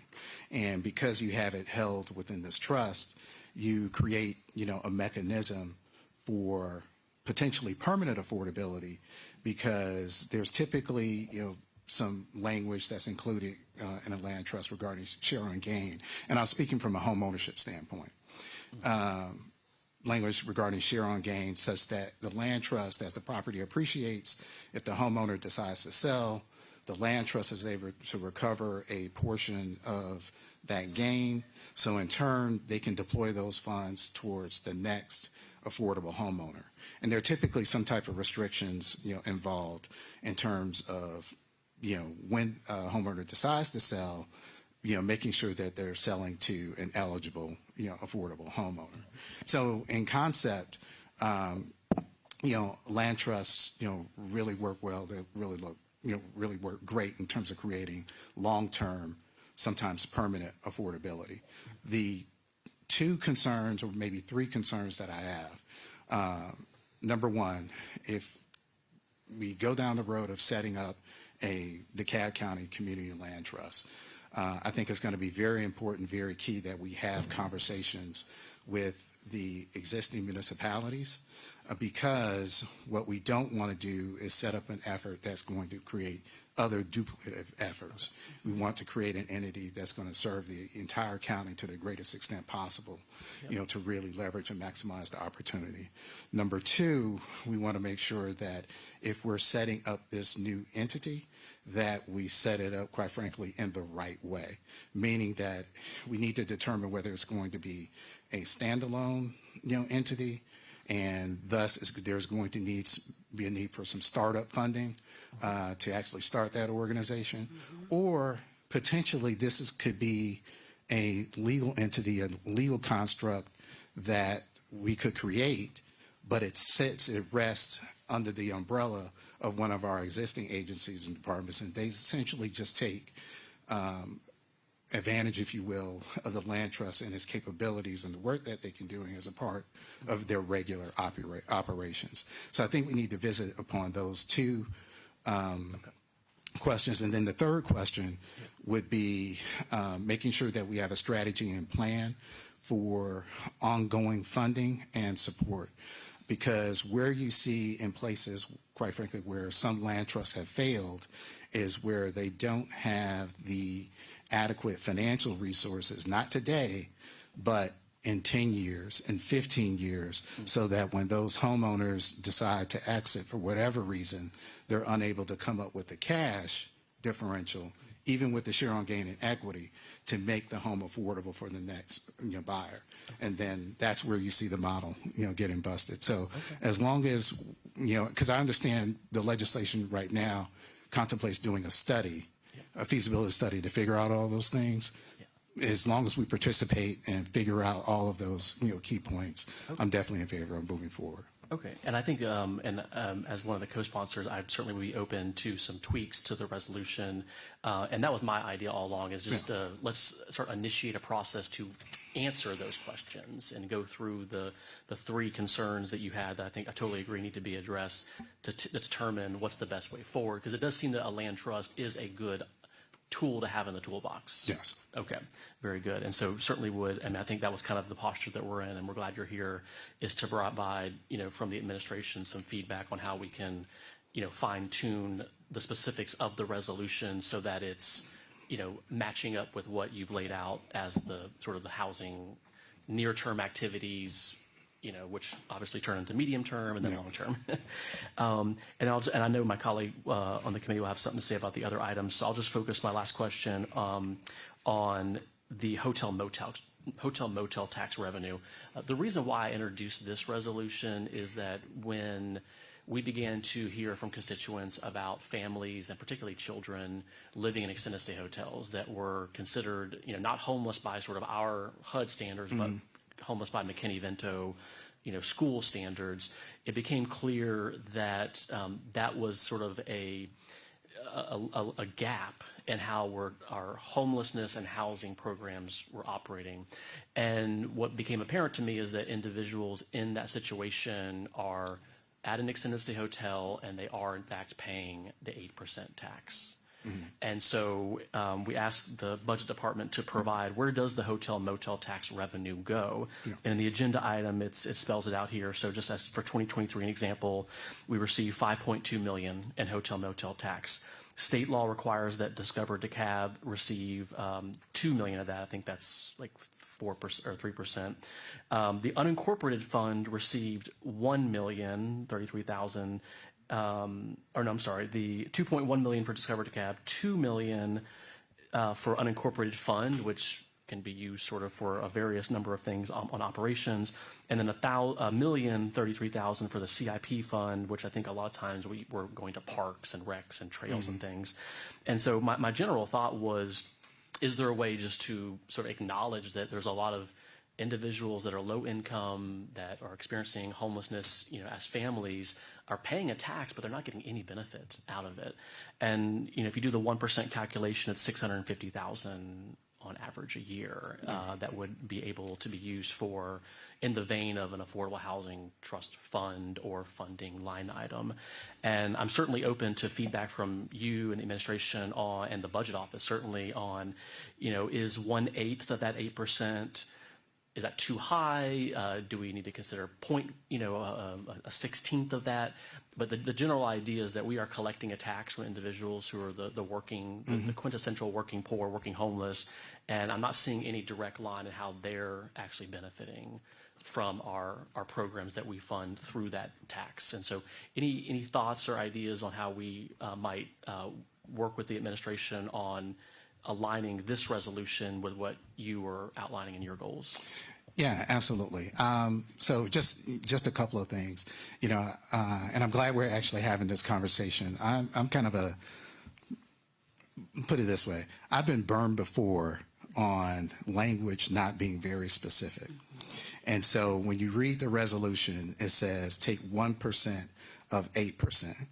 I can tell you that if you're trying to take 1/8%, 1/8 of that amount, which is 12.5%, there's going to be some activists out there saying, well, no, you were only supposed to take 1%, and you're taking 12.5%. So I think that's just a little nit that needs to be kind of corrected within the language. But beyond that, I really do like, and I like the concept of having an affordable housing trust fund. I would, like to do a couple of different things. Make sure that a feasibility analysis is done so that we can know and understand what other effects taking these funds, this 12.5% of the hotel tax, and diverting it to the Affordable Housing Trust Fund. What kind of impact that would have on other agencies, number one. Number two, I would like for some consideration to be made in the structure of the Affordable Housing Trust Fund to allow it the flexibility to leverage the county's contribution via the tax so that you could attract both third-party capital, philanthropic capital, and other types of contributions and donations. And I think that's incredibly important and key, because $650,000 is a number, and it's nothing to sneeze at. It's a good solid number. When you talk about how much housing $650,000 can support, you're talking about maybe 5 homes. From a homeownership standpoint, you might be able to get up to supporting 12 units from a rental subsidy standpoint in terms of their creation. So I think what we want to do, if we're going to create the entity, we want to create it in a way that allows for greater impact, and making sure that we include that specific language that allows us the flexibility to go out and leverage those dollars from the hotel motel tax to create a greater, larger pool of capital right now, so that we can do more impactful work right now is the key. Absolutely. And just to follow up on that, so if we decided that we wanted to create that dedicated funding source, and yes, I totally agree, we could be a little tighter with the language. The intent was 1/8, yes. So 12%. So yeah, definitely open to amending that to be very clear. But I know that in other jurisdictions, they sort of look at like a 10, 15-year horizon of dedicated funding sources to bond against, I guess, and try to create investments now that obviously by doing them now, they go into, I guess, the levered and unlevered cost pro formas that allow us for a little bit more value to be created earlier instead of waiting, sort of over 10 years to, drip by drip provide that investment. Okay, and I certainly hear you on the Affordable Housing Trust Fund and how it's designed and implemented. I mean, I think that was the key question we had, is the administration of it. And I think you probably have some experience with that maybe in Atlanta. So that's where your guidance, I think, would be really, really helpful. Yeah, absolutely. And, Thank you, Madam Chair. And my thoughts around the Affordable Housing Trust Fund is that we definitely will probably need to, just set up the legal structure, if you will, for, where the funds, flow in, who's the, fiduciary kind of steward of those funds, and who administers. I don't think necessarily right now a separate organization needs to be created in order to administer those funds. I think there's capacity, at the side DeKalb, we have capacity within the community development department. And, depending upon what type of legal construct is created, we may even, figure out ways for some public-private partnerships to help us with administering those funds. And Dr. Ferguson, thank you so much, Commissioner. Mr. Mitchell wanted to weigh in yet some thoughts related to that as well. What I like to say is that, because I've been around a long time, hotel motel tax, a lot of the folks here are probably unaware of something, but I know Commissioner Johnson knows this, but the building you're in, this building, years ago in 2008, I was a project lead to build this building, and we used hotel motel tax to pay the bonds back. We used the Development Authority to issue the bonds, and the source was CDBG funds were the backup, and hotel motel. So we began to put CDBG funds in to build this building, and we got to the point where they didn't need CDBG funds. We began to use hotel motel tax, and with the bonds issued by the Development Authority. Now, the laws have changed a bit on that, but keep in mind you can do a lot with hotel motel tax. This beautiful building was built using a payment source. So I think Housing Trust Fund, it's a great idea to do that. We should be able to get the language correctly, because this is a good example. Today, you're sitting in the building that was used, it was built, and the bonds were paid back with those funds. You probably weren't aware of that. Okay? Yeah. So I'm an advocate of Housing Trust Fund, so I just want to add that. Thank you so much. And I just want to add, I know that Commissioner Long-Spears and some other colleagues have something to add. President DeBar, do you have some things that you want to share and for us to keep into consideration as well? For sure. So, again, thank you, Madam Chair, for having me, and thank you for your leadership for hosting this meeting today. This is really important, and this is definitely an urgent conversation. I also want to highlight, and also you got all the partnership, which is also fantastic. When I first landed in DeKalb County, one of the first folks I called was Pete Walker. The second person I called was Alan Ferguson. So it's all coming back together. And I do want to highlight, we also have the Decatur Housing Authority here as well. So just the importance of the conversation.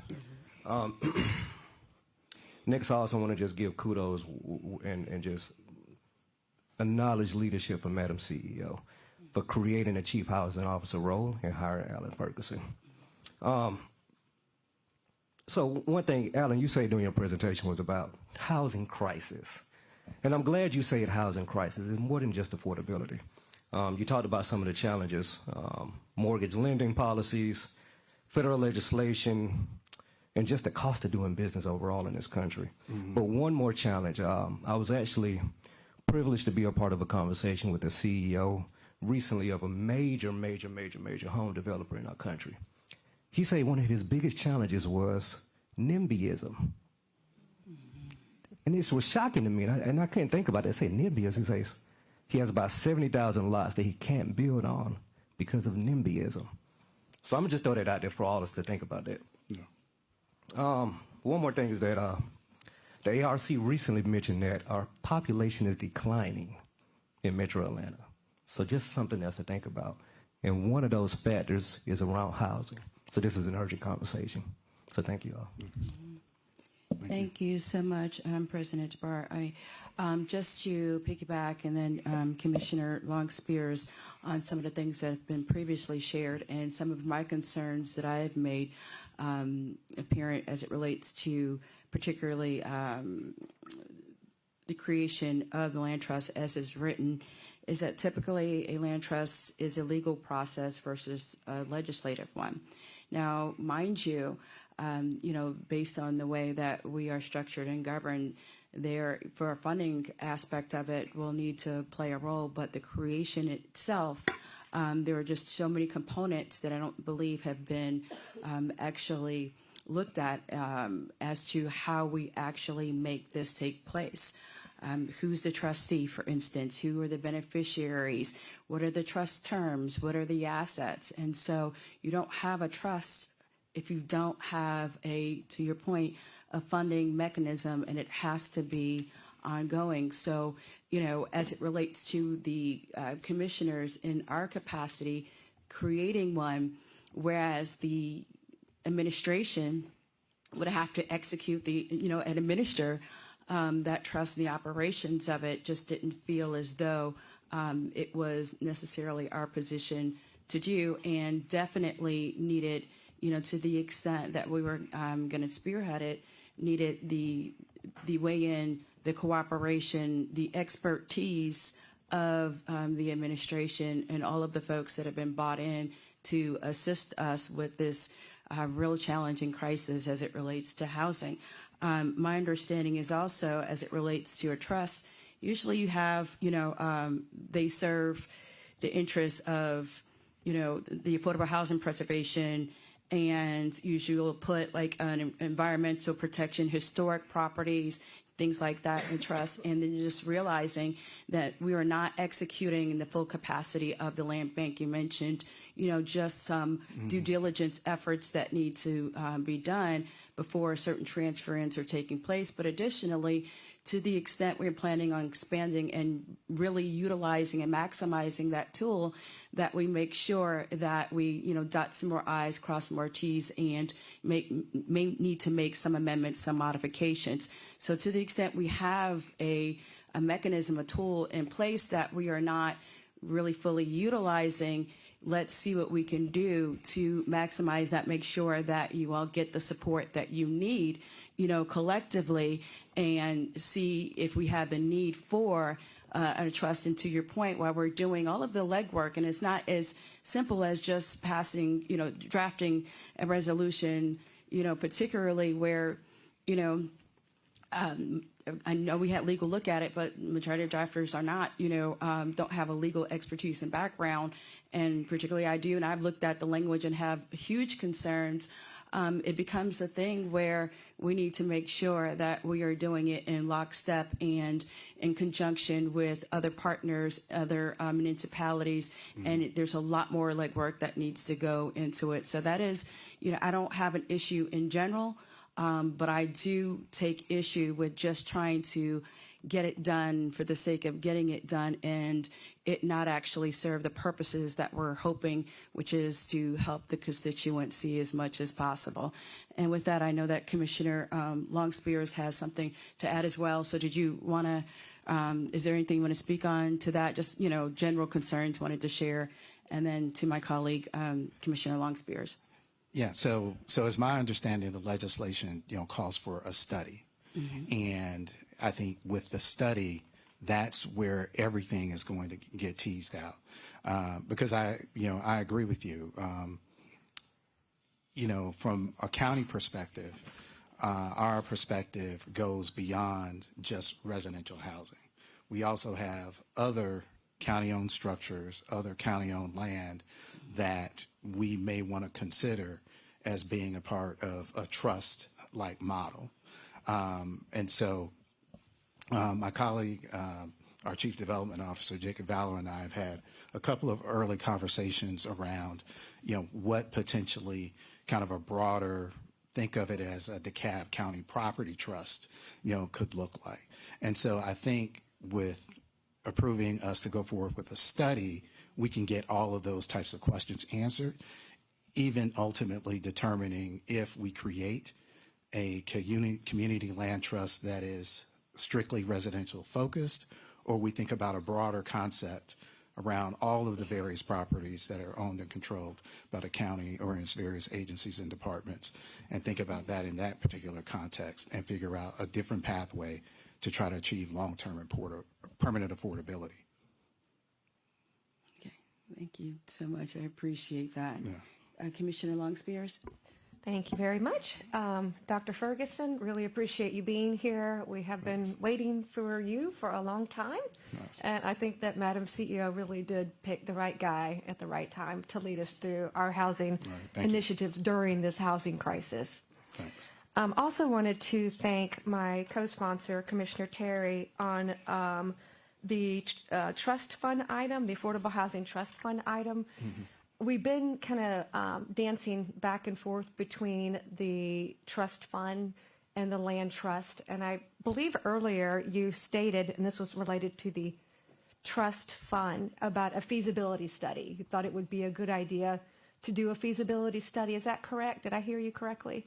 Well, I think there are questions that just need to be answered, and making sure that if we're going to create an affordable housing trust fund, we create it in a way that allows kind of the maximum flexibility for that trust fund so that we can empower it and enable it to do a variety of different things. And if it's constructed in a way such as, we receive, these contributions, derived from the hotel motel tax, and we're isolating it to certain specific, types of activities, and we don't include those provisions, like I mentioned, in regards to leveraging that, then we're going to have really minimal impact, over an extended, period of time. And so I just want to make sure that we're just being thoughtful and considerate in terms of how we construct it so that we can really kind of maximize the opportunity, that we have in creating a trust fund. The one thing that we don't want to do, and I think we're aligned in this, is stand up, another initiative, stand up another entity that underperforms in regards to expectations of what it can actually do and what it's capable of. Understood.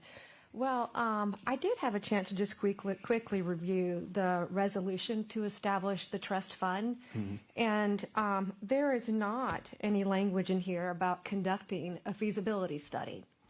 So I would be happy to prepare a substitute, which does include that. Now, if we are to go that route and it passes through this board, or if the administration independently does it, is that something that you would lead us through, or would you outsource that? I'm perfectly capable of leading us through now. Granted, I'm a department of one. I know. I actually have a note to ask you about that. So I am going to have to lean on other departments, and it may also include contracting with some third-party resources to help get that accomplished.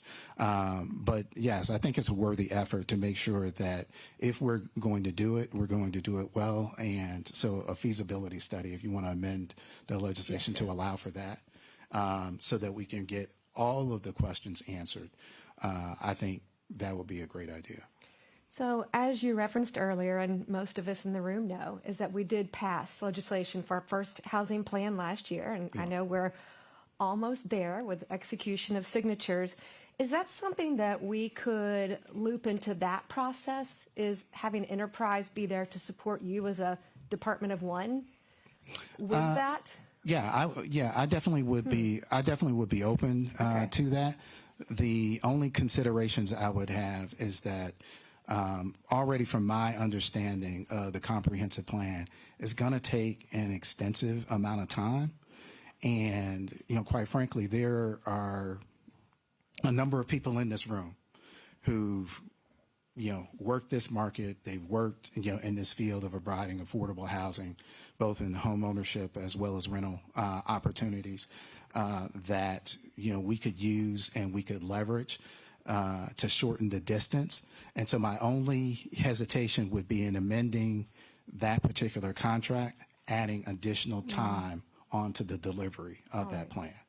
I will amend the current item and add in the feasibility study, and then leave it in your capable hands to tell us what you think is best. Yeah, because we certainly don't want to delay it either. It took us a long time to get here. Okay, so Commissioner Terry had started going through the items for discussion today. We have talked a good bit about the creation of a community land trust. Earlier, you did state that you were in support of or like the idea of a trust fund and a community land trust. You have no idea the smile you put on my face when you said that. So I'm just so happy that you think these are two good tools that we could add to our tool belt. Are there any concerns that you have right now with the creation of a land trust? And to your point earlier, the item that we're still debating on, it's basically related to a $122,000 allocation. So it's the funding to actually do this feasibility study to set up an external separate 501c3 community land trust. Is there just, and I know I'm kind of putting you on the spot, but any concerns you have right now with us moving forward with that? I have no concerns around moving forward with funding a study around the community land trust. I have no concerns about that. Thank you so much. Okay. And then the minimum square footage, my, oh my, that has inspired a lot of debate on this board, and I don't want to take over the rest of the meeting with that. Yeah. But could you briefly just share any, if you support it, if there's concerns, and anything else you'd like to share with us on that? So I'm a strong supporter of housing variety. I think when you have, different types of housing integrated, into neighborhoods, it adds to the context and the vitality and, quite frankly, the housing options available in the neighborhood. My one concern about the minimum home size ordinance would be around incorporating maybe certain affordability characteristics, kind of similar to the cottage homes ordinance. I believe that's tied to having certain affordability components. And the reason why I highlight that is because, just anecdotally, I can share with you, a case example of where a municipality allowed for, a reduction in minimum home size, thinking that, we're going to build smaller homes, and so now you're going to get quote unquote traditional housing affordability. And actually what that municipality ended up having is just less expensive, unaffordable homes. And so they went from having housing where, the average home price was in this particular area exceeded over $800,000 per single family home. They said, we're doing this great thing. We're going to reduce minimum home size. We're going to allow, developers to do these infill projects, so on and so forth. And they ended up with smaller homes, but those price points for those homes ranged between $400,000 and $500,000 against the area median income of even, $114,000, which you find here in the metropolitan area. $114,000 home, unless you got some really good lenders and mechanics and maybe even a little magic tied into that, $114,000 home can't afford a $450,000 price point. So I just think that for that particular ordinance, I'm in favor of housing variety, but I think there could be some additional conversation around how to incorporate certain conditions where affordability standards are going to be required. Thank you very much. And lastly, on the minimum square footage item, that has been active for quite some time, and it has gone through the community councils, the planning commission, and it's still active on our board. It'll come up for public hearing on October 28th. Okay. We started out with the original item. We worked in partnership with the planning department on a waiver, which I never actually introduced as a substitute to the original item. But I did introduce a substitute at the last meeting because I heard Commissioner Davis-Johnson and Commissioner Bolton loud and clear over the concerns of the affordability piece of that. Yeah. Would you be open to me sending you over that substitute and take a look at it? Yes, absolutely. Okay, great. Absolutely. And that may satisfy some of my concerns. Perfect. I would like to read it and review it. Again, thank you so much for sharing your wisdom, joining the DeKalb team, and I wish you much success. And I do hope you can grow your department outside of a department of one. Well, I'm recruiting volunteers. They don't know they're volunteering yet, but I think we have a whole bunch here, actually. It's going to be a team effort. So. Thank you. Thank you so much, Commissioner Long-Spears. Commissioner Davis-Johnson. Oh, thank you so much. And I'm not going to, I don't have that much. But I would like to say you are so informative, so talented, so knowledgeable, so capable. You need to direct us. We don't need to direct you. And so I would like for you to review all of these resolutions. Yes. And give me your input on those resolutions, because I don't know anything about housing. I mean, I could assume, but I don't have 30 years of experience in it. and I don't have the partners and the knowledge of what you have. So I would like for you to go through every one of these resolutions and send us your expertise, your comments on them, so that I can have a broader vision of what we should do as policy folk. Because as you know, we don't implement. Yeah. I mean, that's what y'all do, the day-to-day operation. And I have to, I don't have a hat, but if I had it, I would tilt it to the CEO for having the foresight to bring someone like you into DeKalb County. Because I know that you leading us, we can make a positive difference in the housing situation in DeKalb County. Thank you. So, you know, what I had written was, we don't need resolutions, we need you. You know, you have the knowledge, and you have the, and you're very capable of letting us know. You know what our intentions are. And if we tell you our intentions, I'm sure you can implement and guide what we should do to support you. And so, you know, I would suggest to this board that you should be the leader on this and give us quarterly or regular updates as to the progress and what you're doing and what you need from us, just like you do. And you do a great job. Because if I was leading you, I don't know where you would be right now. You know? So if you could do that, Yes. because I know these resolutions have been down for a while. Mm-hmm. But if you don't know, you know, because you talk about a feasibility rather than a study. So we could have thrown away $122,000 on something we didn't need or wasn't broad enough. So if you could comment, and that's my last point, if you could comment on all of these resolutions and see how they can be conformed to support what you're doing, then I'm supportive of you. Thank you. Thank you. Thank you. Thank you so much, Commissioner Davis-Johnson. Commissioner Bolton? Thank you. And I only have two questions. I know I normally have quite a few. And I want to say also, you were very impressive, very impressive. And I appreciate you making time to come and chat with us today.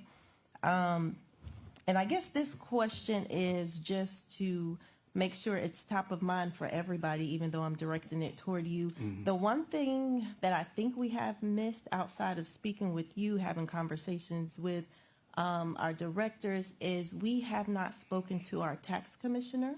Mm-hmm. or had a conversation, whether in committee or Cal. And I'm interested to know, with these feasibility studies, was that a part of the conversation, making sure we include the person that has the real-time data of what DeKalb County currently looks like and projections of where we intend to go?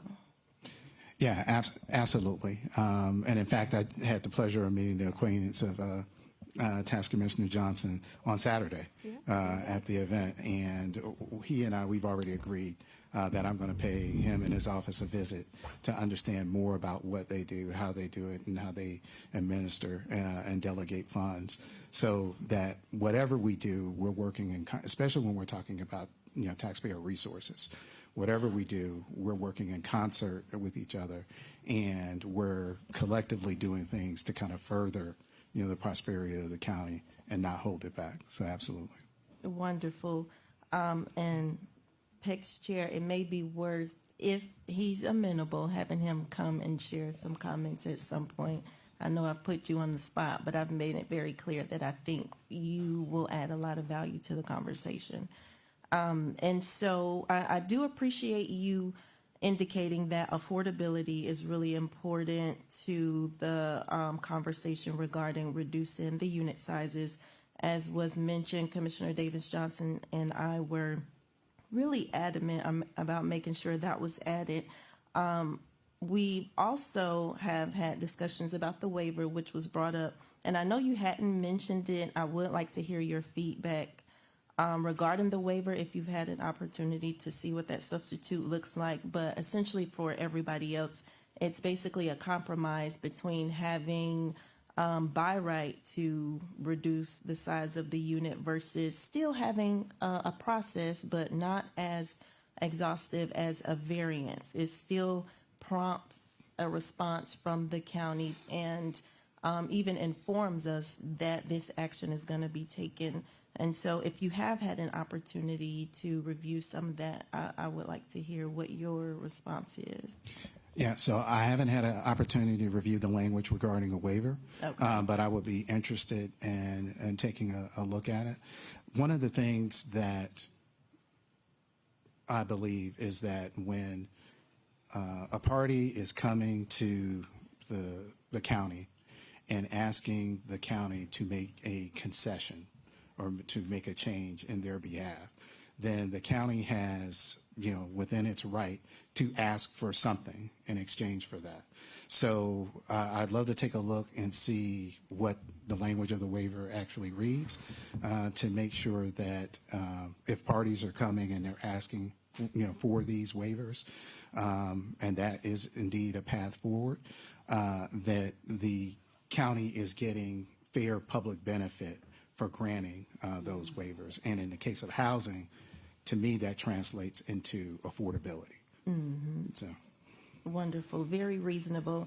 And then my last question is a bit broader. I actually had the conversation with some folks in planning because I realized, I believe there are 3, what we're trying to establish as town centers in the county, all of which do fall in District 7. And so around those town center conversations, it's always, as you mentioned, the more rooftops. Of course, with income comes development. And so I was curious to know, is there a concerted effort as we're having these housing conversations, as opposed to if you build it, they will come motto when it comes to development? Because we say just build more, build more housing, then the development will come. Is there a concerted effort between planning, decide DeKalb, our housing, like a real conversation around strategy to solicit the development as we sit here and approve all these new residential units? Because that's what I'm telling my residents. Yeah, I have to approve all these housing requests so you can get the development you want, but I have no idea what the strategy is and how we're soliciting to bring that to fruition. yeah, absolutely. And that's actually part of my charge, to really bring the departmental agencies and other departments together so that we can have those conversations collectively around, how do we collaborate and how do we cooperate in terms of advancing, housing opportunities. And so when it comes to town center type developments, which are mixed use, I can say right off the bat, that involves touch points with a variety of different departments, planning and sustainability. If we're talking about a true town center development, it's going to have hopefully some type of commercial or retail component. Those are areas where Decide DeKalb and economic development come into play. And when it comes to creating the opportunities for housing, we've got the community development department, we've got Pete's organization, the Housing Authority of DeKalb County, as well as their affiliate entity, the Housing Development Corporation. We have different levers that we can pull together. And we may even, when we're talking about a town center type of development, we may even have to leverage some type of public land, and that's where the Land Bank Authority could possibly fit into the puzzle. So my goal in all of this is to really kind of create a central table for all of us to gather and us to collaborate and us to align resources along with strategy on how we make DeKalb County, a better and equitable place. And I anticipate, quite frankly, creating that, at least initiating the type of forum and discussion during the month of October with various department heads. Wonderful, and I did want to give you an opportunity to respond to that if you had some things you were considering as well. For sure, and thank you for the question.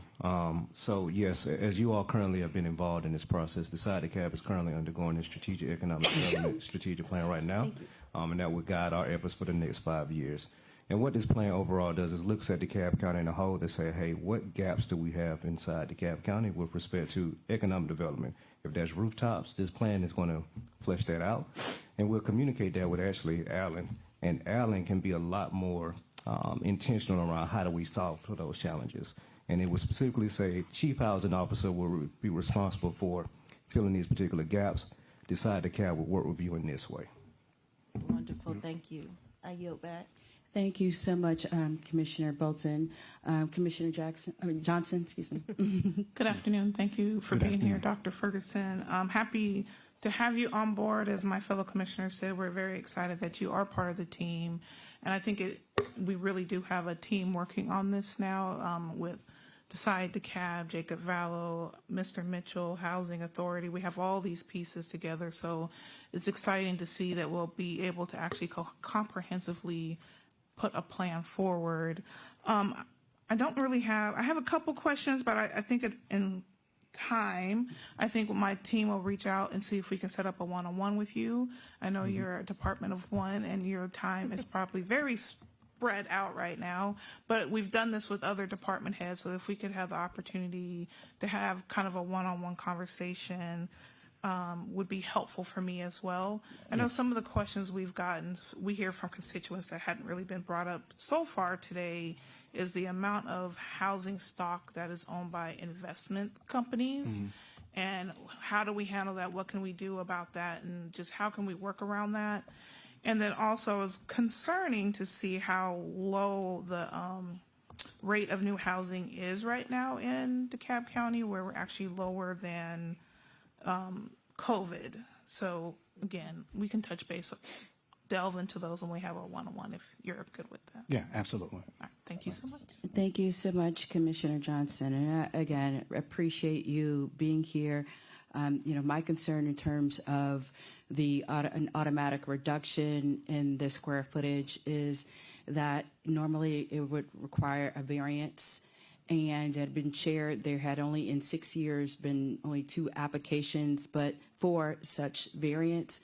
And it's an actual process where it affords an opportunity for a hearing. And so it's a legal process to say to conform to building according to these standards would be a burden to me in some way, to the extent that I need an exception in this particular case. And so by just generally changing it, it removes that requirement to show why you can't build as, conform, but also it removes the neighbor's opportunity to be heard on it and to be aware of it. And then I'll also share just very candidly another concern, as I've made it abundantly clear, and everyone else is fully aware of the fact that the greatest amount of undeveloped land is in District 3. Also, the greatest amount of blighted properties that are being taken, that are going in, we're going to a land bank and trust and redevelop, are in District 3. So where we're talking about reducing the size automatically, where that had not been the case, and majority of what is going to take place is going to take place in District 3, I'm concerned about there being a concern in terms of an over inundation, particularly as we're talking about multifamily units and the occupancy rate or vacancy rate, I think you said is more at 4% than 9%. And then we are reducing the size, and then in these pocket, areas, creating fills, and the fills are, filled with minimum sized homes, that aren't necessarily affordable but just less expensive, right? That aren't necessarily conforming with the town center, because there's a difference between mixed use and a mix of use. Yes. Right? Just like there's a difference between housing, affordable housing and housing that's affordable. So I just think that, when it comes to dealing with some of these agenda items that I understand have been in place or on the books, if you will, for some time, it just very much requires very in-depth and detailed conversations based on what we're dealing with here. Because, I have Commissioner Davis Johnson, she left, an attorney as well. She says she doesn't have 30 years. I have over 30 years. I've been licensed over 30 years as a real estate professional, in addition to being an attorney. And just looking at some of the things that I've been seeing is drawn concern where we very much needed to have this collaborative conversation, including our tax commissioner in the back. And that's why the point of this was to do it in a way that's not just a regular committee, but a work group, so that we can actually hear from more than just ourselves and whoever we decide to, present in front of us. So thank you, because I think this is a great start to what we really need to do in turning around this issue. So thank you for all your contribution in this. All right. You're welcome. Thank you. Thank you so much. Thanks. All right. And with that, we want to make sure that we thank you so much, Dr. Ferguson. Do appreciate you. Ms. Churchill, do you have something that you would like to share as well? I want to give you an opportunity to speak also. And if you wouldn't mind, come to the podium. That would. Did you have anything that you wanted to share? Oh, your mic. I just wanted to thank you for the invitation. This is a much needed meeting. And as I listen to the comments, I do understand that a lot of our the tools throughout the county are underutilized. And just as Mr. Jabbar mentioned, the land bank is in the process of doing a long-term strategic plan where we have evaluated some of the challenges that the county is having with blight and vacant properties, and are preparing some solutions to jumping in and helping remedy some of those over time. As Dr. Ferguson mentioned, excuse me, today's my first time meeting him. Yeah. We've been trading. And we've been emailing, but I've never met him. As he mentioned, aligning the resources and understanding the process is critical. And as me and Alan Mitchell attempt to request more properties for the land bank, I'm willing to answer some questions to help you kind of understand the process and the timeline and some of the challenges that we have faced with the initial properties in the land bank. So excited to be here, and thank you everybody for having us today. Thank you so much. And so we just want to allow a few minutes if there's anyone.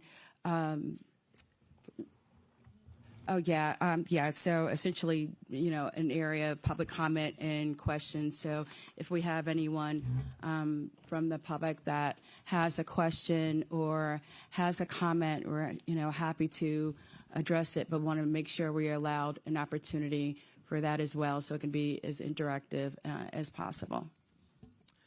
The purpose of public comment is to allow the public to voice county-related requests, concerns, or opinions during the commission meeting. Speakers will only have the opportunity for one public comment per meeting. Each speaker must please complete a speaker card and present it to the clerk before the beginning of the public comment portion of the meeting.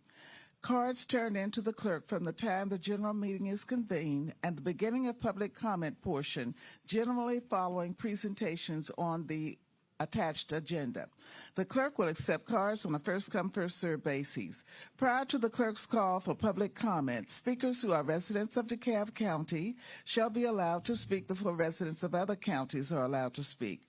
Once the public comment portion of the meeting begins, speaker cards will no longer be accepted. Speakers will be allowed to speak for 2 minutes each, and public comment shall not exceed 20 minutes in length. When the buzzer sounds to indicate that time has run out, the speaker will be expected to immediately cease speaking and to yield the podium. Speakers should always talk directly into the microphone and begin by stating their name, full address, and the name of any organization they represent. Abusive, profane, or derogatory language, holding up signs, clapping, yelling, standing, or laying in the aisles to show support for or opposition to a speaker will not be permitted, but a show of hands or quietly standing in place will be permitted to show support for or opposition to a speaker's position. Thank you so much, Madam Clerk. Yes, would you like me to proceed with the first Please, speaker? if you don't mind. Thank you so Okay. much. Edward Patton.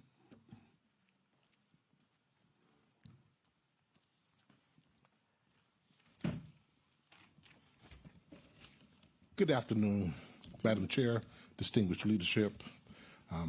My name is Edward Patton, and I'm with Patton Realty Partners. I am also a member of the DeKalb Housing Roundtable, and we are a coalition comprised of residents, community leaders, nonprofit, as well as a business leader. And we are committed to ensuring that DeKalb remain a thriving and inclusive place for all. DeKalb is facing a housing crisis. The question went out, how long? The answer returned was not long. However, to meet this moment, we have a three-part strategy. One is to reduce single-family minimal square footage. This will positively affect supply and demand, ease market constraints, as well as expand housing choices. Number two, establish a community land trust, and this will have a major impact upon turning unused properties into vibrant, stable living communities. And number three, adopt a resolution to create an affordable housing trust, and this would ensure affordability. It's not just a short-term fix, but a long-lasting solution. The urgency is now. And for our seniors, our empty nesters, our families, as well as our essential workers, they cannot afford delay. The people are counting on your leadership.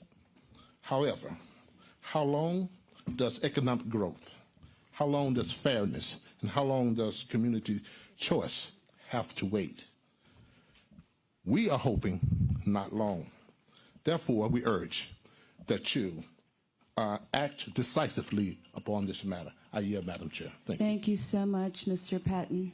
Karen Hatcher.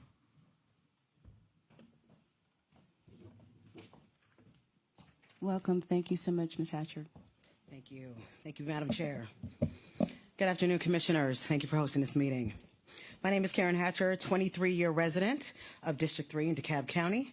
I also raised my family there. I also own a business there, 17 years in operation. I'm also a housing developer where I've been renovating and building homes throughout District 3 as well as Metro Atlanta, and also have 2 additional communities I'm currently building in District 3 of DeKalb County. I also currently serve as the Region 4 Director for Georgia Realtors and am a member of the DeKalb Housing Roundtable. DeKalb is in a housing crisis. Families and seniors are essential to creating thriving communities. And furthermore, people of color are priced out. They are disproportionately impacted and facing persistent barriers with a widening racial gap, with homeownership at 45.7% compared to 74.3% for white households, and significantly lower. We have less black homeowners than we had in 2004 at the peak at 49%, a lot of which reside in DeKalb County. So the challenge isn't new. One of the most important and immediate steps you can take is to reduce the minimum square footage for requirements in single-family zoning. It simply restores the flexibility that built many of our beloved neighborhoods that currently exist today. Smaller, well-designed homes open the doors for first-time homebuyers, create affordability without public subsidy, gives families real choices that fit their budget and lives. I'm available to help, collaborate, provide insight, data, experience, and support to create an even greater DeKalb. The amendment is about equitable housing, access, affordability, economic mobility, and urgently meeting the needs of today's residents. I urge you to support it and help keep DeKalb a place where everyone can find a place to call home and thrive. Thank you. Thank you so much. Ricky Cunningham.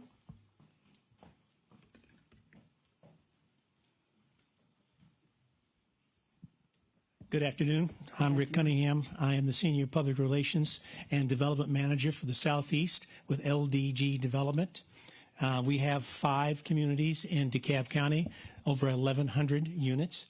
We have 10 in Georgia, over 2,200. We have 25,000 units across 12 states. Basically, we are also a member of the DeKalb Housing Forum Roundtable. Basically, DeKalb needs a full spectrum solution, a full toolbox, okay? So I'm talking about the ones you have on the agenda and others, okay? Partners are key. Land is key. We do new construction, but we do a full spectrum of housing, not just affordable, okay? So those 3 that you're talking about, or 4 or 5, those are key. But together, these tools and others are critical to provide those choices for homes, to protect the accessibility and the attainability and affordability of the house, to build long-term sustainability and stable for families to live, learn, work, play, spend in the communities that they live and in the county that they live. So it's important that you get these on in the toolbox so that people can use them, that the departments in this county can use them when they sit down with a developer like us that want to do something more, so that we can get the job done. I'm going to tell you that affordable housing takes a long time to do it, and we've got to find ways to do it faster. Thank you. Next. Mr. Sneckenberger, would you come forth and give your time to who you wanted to give it to? Sure. I yield my time to Karen Hatcher.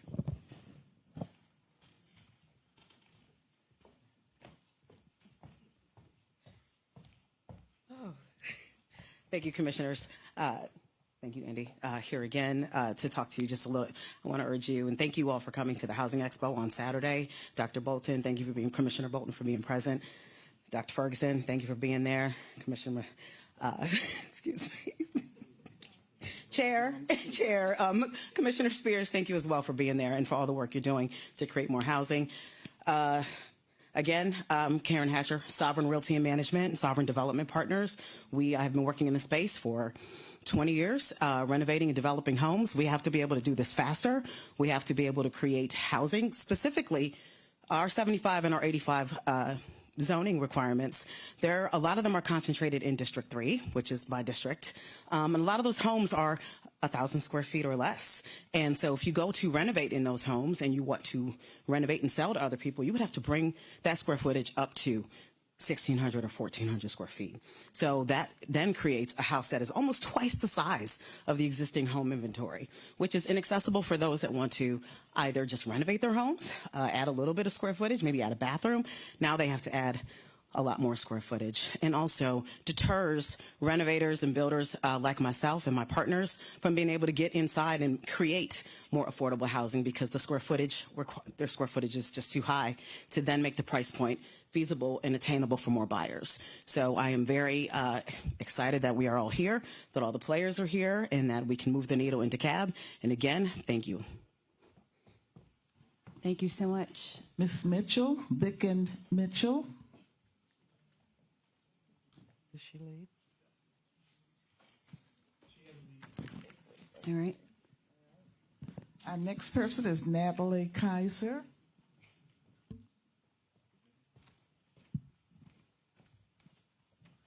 Thank you, Chairwoman and Commissioners, for the opportunity to be here. Natalie Kaiser, Executive Director of House ATL. I know I've spoken a lot to you all. You know who House ATL is now, but for the sake of the audience, I'll say House ATL advances equitable housing solutions for families in Metro Atlanta through cross-sector collaboration and through affordable housing policies and solutions. And we are co-convening the DeKalb Housing Roundtable with the Coalition for Diverse DeKalb. I know you've heard from several DeKalb Housing Roundtable members today. So I spoke previously to you about the minimum square home size issue and also about the community land trust. So I'm going to focus today on the Housing Trust Fund. So a local housing trust fund, as you've heard, is an important tool for DeKalb County's toolbox.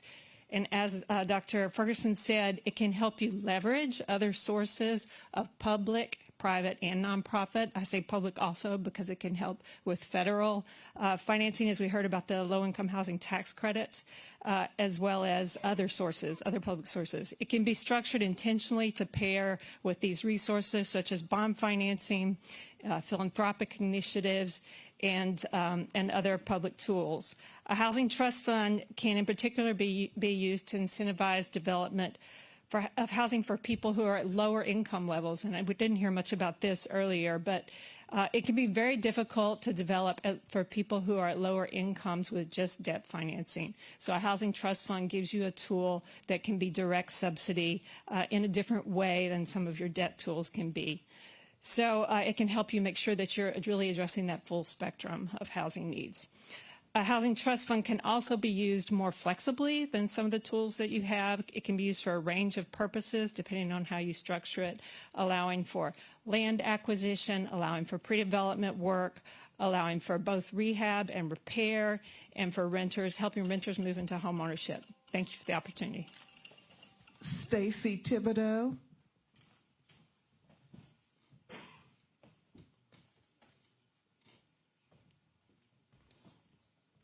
Good afternoon, Madam Chair. Good afternoon, Board of Commissioners. Good afternoon. I'm Stacy Thibodeau with Concur Property Group. I'm here as part of the DeKalb Housing Roundtable today. I've lived in DeKalb County for almost 40 years. I've raised my children here, and they both attended DeKalb County schools. It's important for all residents in DeKalb to have an option, to have a place to call their own. Your home is what grounds you. It's the root of your stability. Home ownership is more than just owning a home. It provides a foundation for providing success for your family, including an opportunity to build wealth. It gives people a place of belonging. When people feel that they belong, they set down roots and become part of a community, which helps to stabilize the community. Right now, with the housing affordability challenge that we all have, too many people are having difficulty in purchasing a home. Families, seniors, and the workforce are often priced out. We're experiencing schools that have closed or in jeopardy of being closed due to young families not being able to move back into the neighborhoods. The workforce is also being forced to live further away from their jobs. Reducing the minimum square footage makes it possible to lower the cost to build and allows for the purchase price to be more affordable. We're also seeing that families tend to be smaller these days, and more often they're looking for smaller footprint with less yard to maintain. Reducing the minimum size is a great tool that we can use, a free tool that we can use to expand housing choices, build long-term stability for our communities. Thank you. Thank you so much. The last speaker is Terry Tucker. And I think we're also, we might have one more in the back. Good afternoon, Mr. Tucker. Good evening, Madam Chair. Thank you guys so much for the invitation to come to speak. I will keep it brief. All of the solutions that I've heard here today are just fantastic. The fact that you have a cross-section of people that are very knowledgeable about what they're doing. I'm kind of here to represent one of the groups that all of this eventually will be the benefit of, which is the unhoused group. Unfortunately, a lot of the people that we work with, since we're on the front line, they're not even ready for affordable housing if you had the housing available. So what we try to do is to make sure that we reach out to those people as soon as we can to start the process to get them ready for the affordable housing once they're there. Because it takes a lot of time to be able to get someone that have gone through a traumatic event to get back ready for that housing. So we focus on a couple things that I'll just let you know. We work with doing outreach for people so they know that they can trust someone, that they will eventually take that help, because sometimes just because it's there doesn't mean somebody will take it. We also focus on the actual rescue.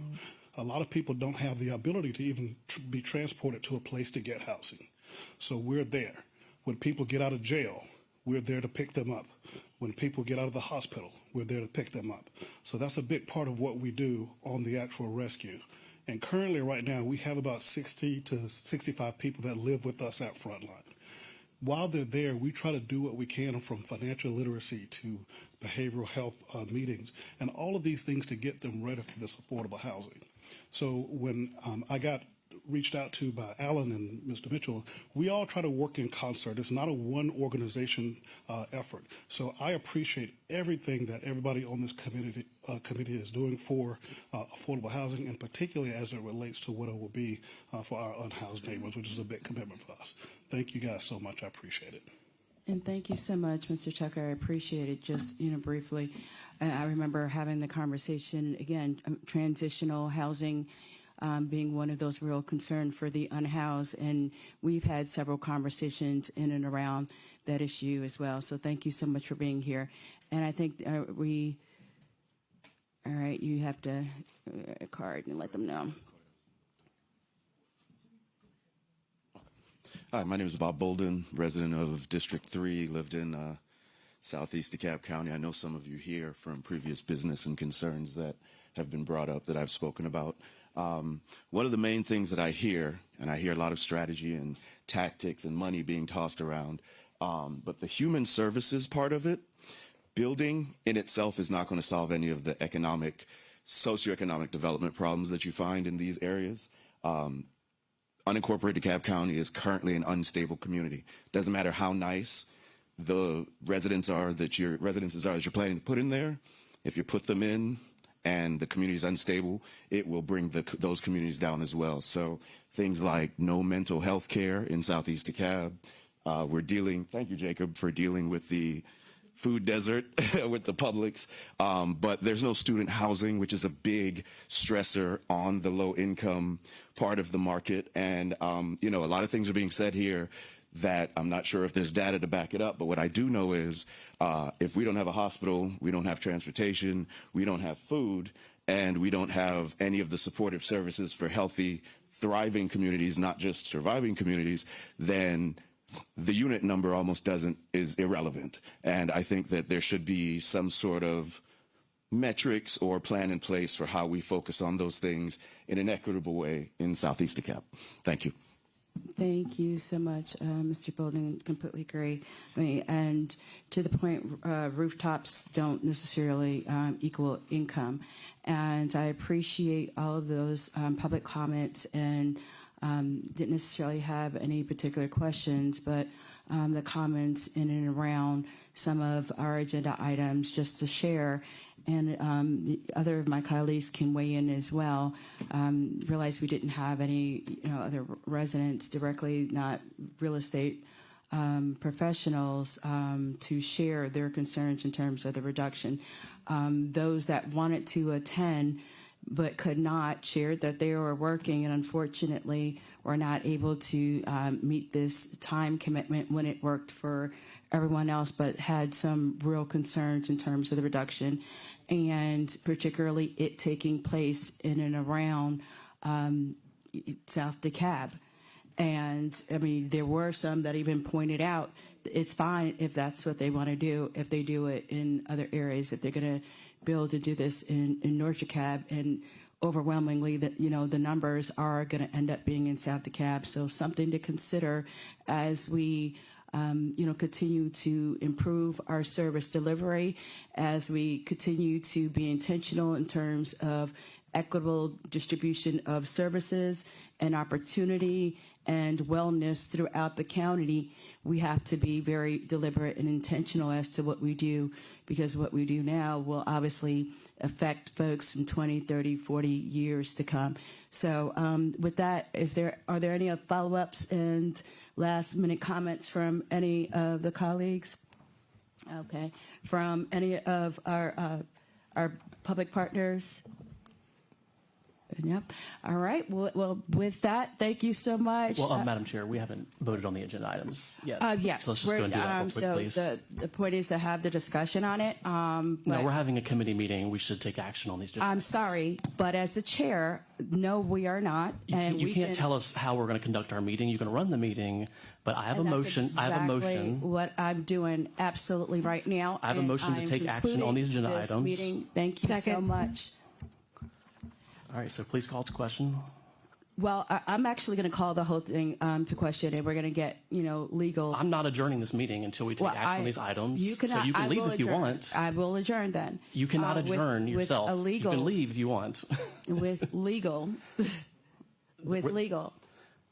With legal. It takes The a point of majority to this- adjourn a meeting, and we have not adjourned. So The I'm point asking of that we this take action is on to these agenda have items. conversations in and around and make sure that's why I was also a work group and very intentionally referred to as a work group. It's not a work group. It actually really is. This is not a work group. It is It's a very committee much. meeting. It's It's a special very called much committee meeting. a very It special says it called on our work agenda. group. I made it abundantly clear.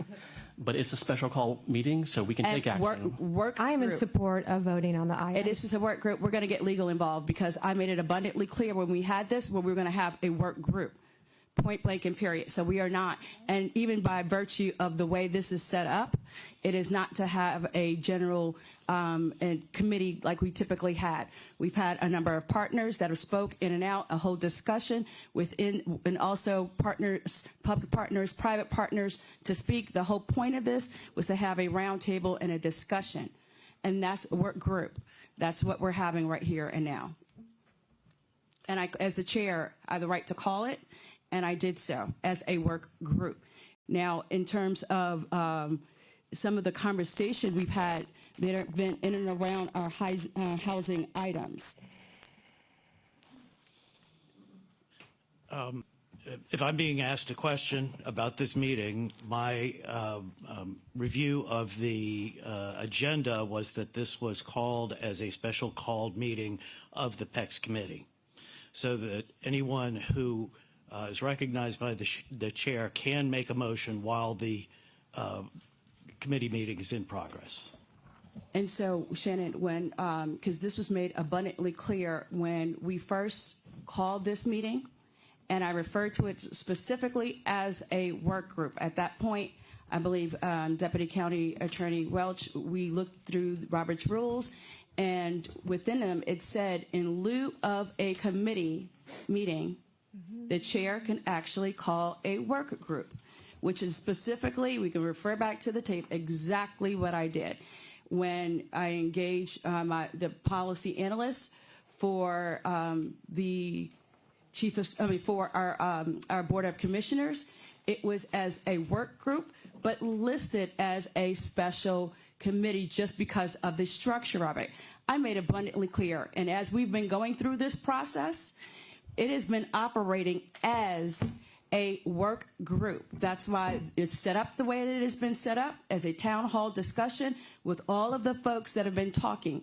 This is not meant to be a committee meeting in general where we're voting. This is meant to be a work group, and I've made that abundantly clear. So where there may have been some special intention in and around and a thought ahead of time to try to circumvent the process, that is not what we're doing here. It's a work group. As the chair, I'm communicating that and did so on more than one occasion. Madam Chair, I made a motion and it was seconded. Can I please be recognized for discussion, for a comment, please? I'm adjourning. As the chair, I'm adjourning. I'm sorry, you cannot adjourn unilaterally. Point of information from the county attorney, please. I have a request. Does it require a vote to adjourn with the majority? In our case, that would be 2. Ordinarily, a committee should be adjourned by a vote, yes. And it would require a majority. It would It's require 3-person committee. Yeah, normally it would require a majority. You're exactly right. There are provisions, I believe, in the in your blue book for adjournment by less than a full majority if some folks have left.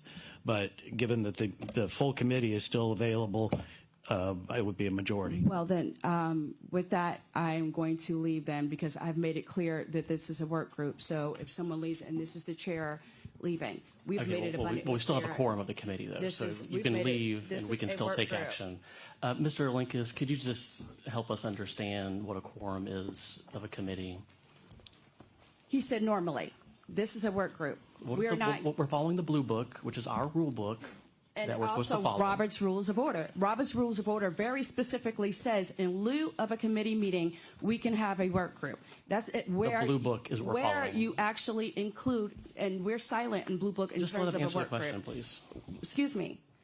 Particularly a work group in lieu of where you include members of the public as well. That's exactly what this is. That's why it was done very intentionally this way. We've included folks in the public to be able to give comment, to communicate, to ask questions. Literally, our other partners, our private and government partners, we've done this way very specifically for it to be a work group, for us to be able to have the discussion that is necessary in and around. And Madam Chair, you're correct that the Blue Book does provide for work groups. Specifically, it says committee chairs may create working groups consisting of commissioners, full-time staff from the commission, administration, and/or the general public in lieu of a committee meeting, which may, at the direction of the committee chair, develop recommendations on behalf of the committee. This is meant only as A, an action to bring expertise to the table, or B, for the sake of expediency. Certainly, we've had a lot of those characteristics appear in this meeting. However, the way that the meeting was advertised was as a special called committee meeting. That's correct. And so therefore, because of the advertisement in that manner and the publication of the agenda, we have to go by the committee meeting rules. Point of information. So if the agenda that she had publicized or central staff publicized did state work group on there, it does not. You are correct. It's a special called PECS meeting within the attachment and in the body of the email that went out to the public. If it had said work group, though, would that have changed the rules here? Or is that something you need to look into? I'd probably have to look into it, but there should be a way of setting up a work group. And I think Attorney Welch was correct that there should be a way of setting up a work group, and this type of meeting would have many of those characteristics. So I agree. Okay, well, point of information, could you please answer my question about the committee quorum, and if one person leaves, do we still have a quorum, and can we still take action? You still have a quorum with two because it's a three-person committee, and you can still take action. Okay, Madam Chair, can I just be recognized, please? Because I think I can get us out of here in like 3 minutes if you just let me be recognized, please. Commissioner Terry. Okay, so I'm fine with, I mean, one, I want to make sure the land bank didn't want us to take action on their item because that's exactly their item. The other items, I'm fine with deferring, except for the fact that I did hear Dr. Ferguson say that he did believe the land trust study had merit. I feel like everyone's in agreement on that, so I would like to take action on, and we can tweak the language between now and the 14th meeting to just make sure that the study is in the confines of what your expectations are. But this is a funding item at the end of the day, and I certainly appreciate my colleague. Well, I don't appreciate it, but I understand her sort of deferring everything to you. But the reality is that if you want to fund something in the county, if you want to pass a law or change a zoning ordinance, the Board of Commissioners has to do it. So I will not abdicate my role or my leadership 100%. I'm happy to share it with the administration in collaboration, but we have a role to play here. So this land trust item is a funding item. So if we could just ask the Land Bank Authority if they would like their item heard and voted on, and if we could please take action on the land trust, I'm happy to defer everything else. Again, as it relates to even the land trust, and the whole point in the discussion was to have a discussion about some of the challenges that we have, the things that we need to work on, and to work collaboratively. And that was the whole point, the whole intent behind it, to hear everyone's expertise, for folks to have an opportunity to weigh in, not for things to be hijacked, but for us to actually have conversations in and around this very important topic that necessitates input, where we are not working in silos. We're not working as one aspect of the governing body or the other, but for us to work collaboratively, conjunctively to make changes. And I don't feel comfortable voting on language, particularly as it relates to a trust, without having specific legal framework language. I draft trusts, trust agreements, trust deeds. We don't even have outlined who the trustee would be. Who's specifically the beneficiary? The study will answer that. Well, we've already discussed this. Again, That's the why we had a language meeting. does not have it in there. I don't feel comfortable. That's okay. You don't have to vote for it. That's fine. That's But the okay. point was to have the discussion. So, please, Madam Chair, if I could be recognized. Commissioner Longspears. Thank you. So I am in agreement that deferring majority of these items is fine with me. On the Community Land Trust, which is item number, it's at the top of page 2, it's 1564. That item actually was already recommended for approval out of PECS in December of 2024, so it doesn't necessarily require having a vote today. In addition, I did check with Ms. Bragg on 0815. There is no need as well, unless we just randomly want to, is to take a vote on that. That is scheduled to come back in front of the board on October 28th. Ms. Churchill has, I believe, expressed a desire to have us vote on the DeKalb Regional Land Bank Authority item, which is 0431 today. So I will make a motion to defer items 0935, 1548, and 1064 for 2 weeks with a stop in PECS prior. Second. All right, would you repeat that? Sure. All right, so deferral, I'm requesting a 2-week deferral, so that means it would be heard in the October 14th board meeting. Okay. All right, so deferring item 0935, 1548, and lastly 1064 to the October 14th business meeting. Second. All of those in favor? Aye. Also, all those abstain? Thank you. All right. Now I'd like to make a motion to approve item Substitute. Approve item 1564, which is a resolution to allocate DeKalb County funding for the creation of a land trust for DeKalb. Second, and I have a friendly amendment. All right, and I have a comment. So part of the challenge. Offer my friendly amendment, please, first. Go right ahead. So just want to make sure, because the resolution does have 150,000 in it, and so I think we need to update that to 125,000. Well, my apologies. Yes, that has, the substitute was presented, confirm folks properly at the board meeting. Okay. So I will amend my motion to approve the substitute for 1564. Okay. And then just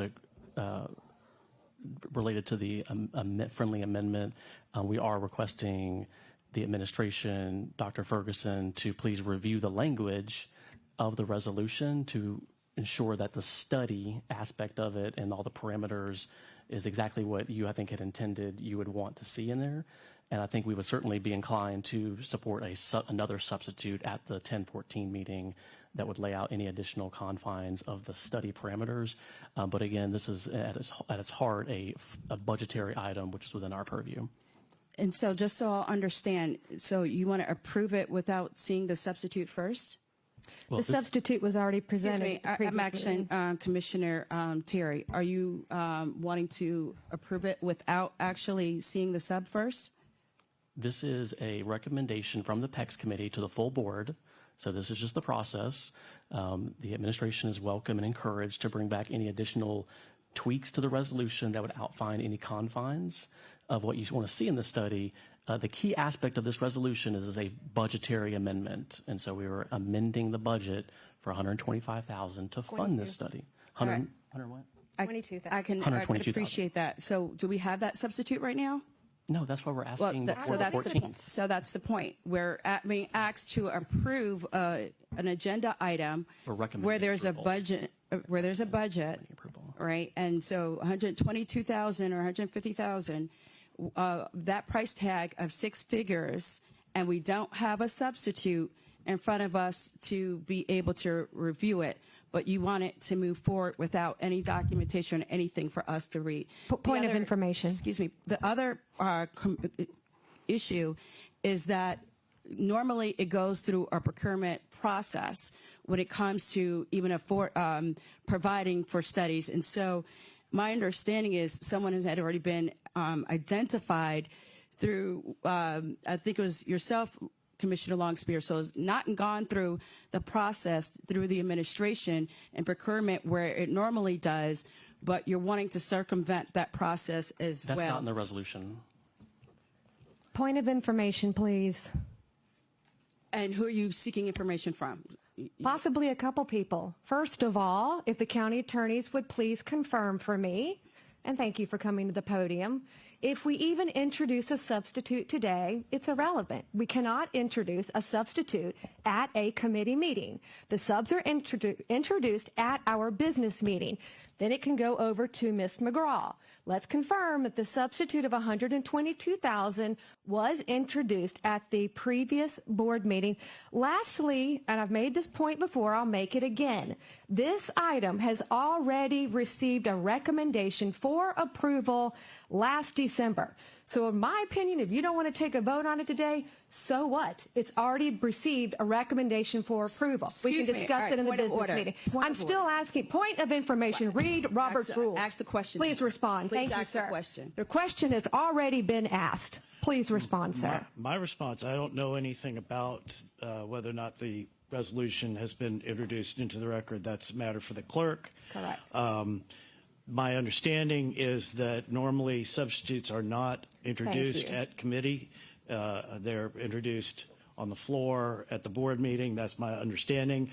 I don't know of any reason why they can't be, but that's been the normal practice. And that is the point, because the amendment was actually made to include, to have a substitute and to approve it and have some modifications done by Dr. Ferguson. So by requiring a substitute, that was the point that was made by our colleague. If y'all want to vote on this, I'll repeat my motion. Item 2024-1564, all commission districts, a resolution to allocate DeKalb County funding for the creation of a land trust for DeKalb County. My motion is to approve this item with a friendly amendment to change the amount from $150,000 to $122,000. That is my committee motion. Second. All of those in favor? Aye. Aye. All of those, I deny. And again, just a point, it's not going to include the way that it is approved with this change and substitute not being seen. It is not going to include the expertise of, or would not include the expertise of Dr. Ferguson as approved and moved forward out of this committee, just as an FYI and for the public's benefit. Are we done? No, we have the land bank item. Item 2025-0431, motion to approve the substitute, which changes from 25 to 26, the number of properties. Second, and just a request for if the land bank or whoever put together the list could just give us a spreadsheet with each of the 2 districts that each property contains, just for our reference. And just as a quick question, and I saw the list, can you identify out of the maybe 30 or so properties, how many are in District 3? That's what I just asked for. I just asked for that, didn't I? Okay. Yeah, Okay. by the 14th. Okay, please, because, and how many are in District 2 would be helpful as well. If you give me the breakdown of the districts, that would be helpful as well. Sure.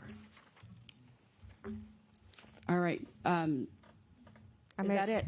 I made my motion. We have to vote on it. It was seconded by Commissioner Terry. All those in favor? Aye. All of those against? Motion to adjourn. Second. Thank you so much. Sorry. Aye. Sorry for the theatrics at the end.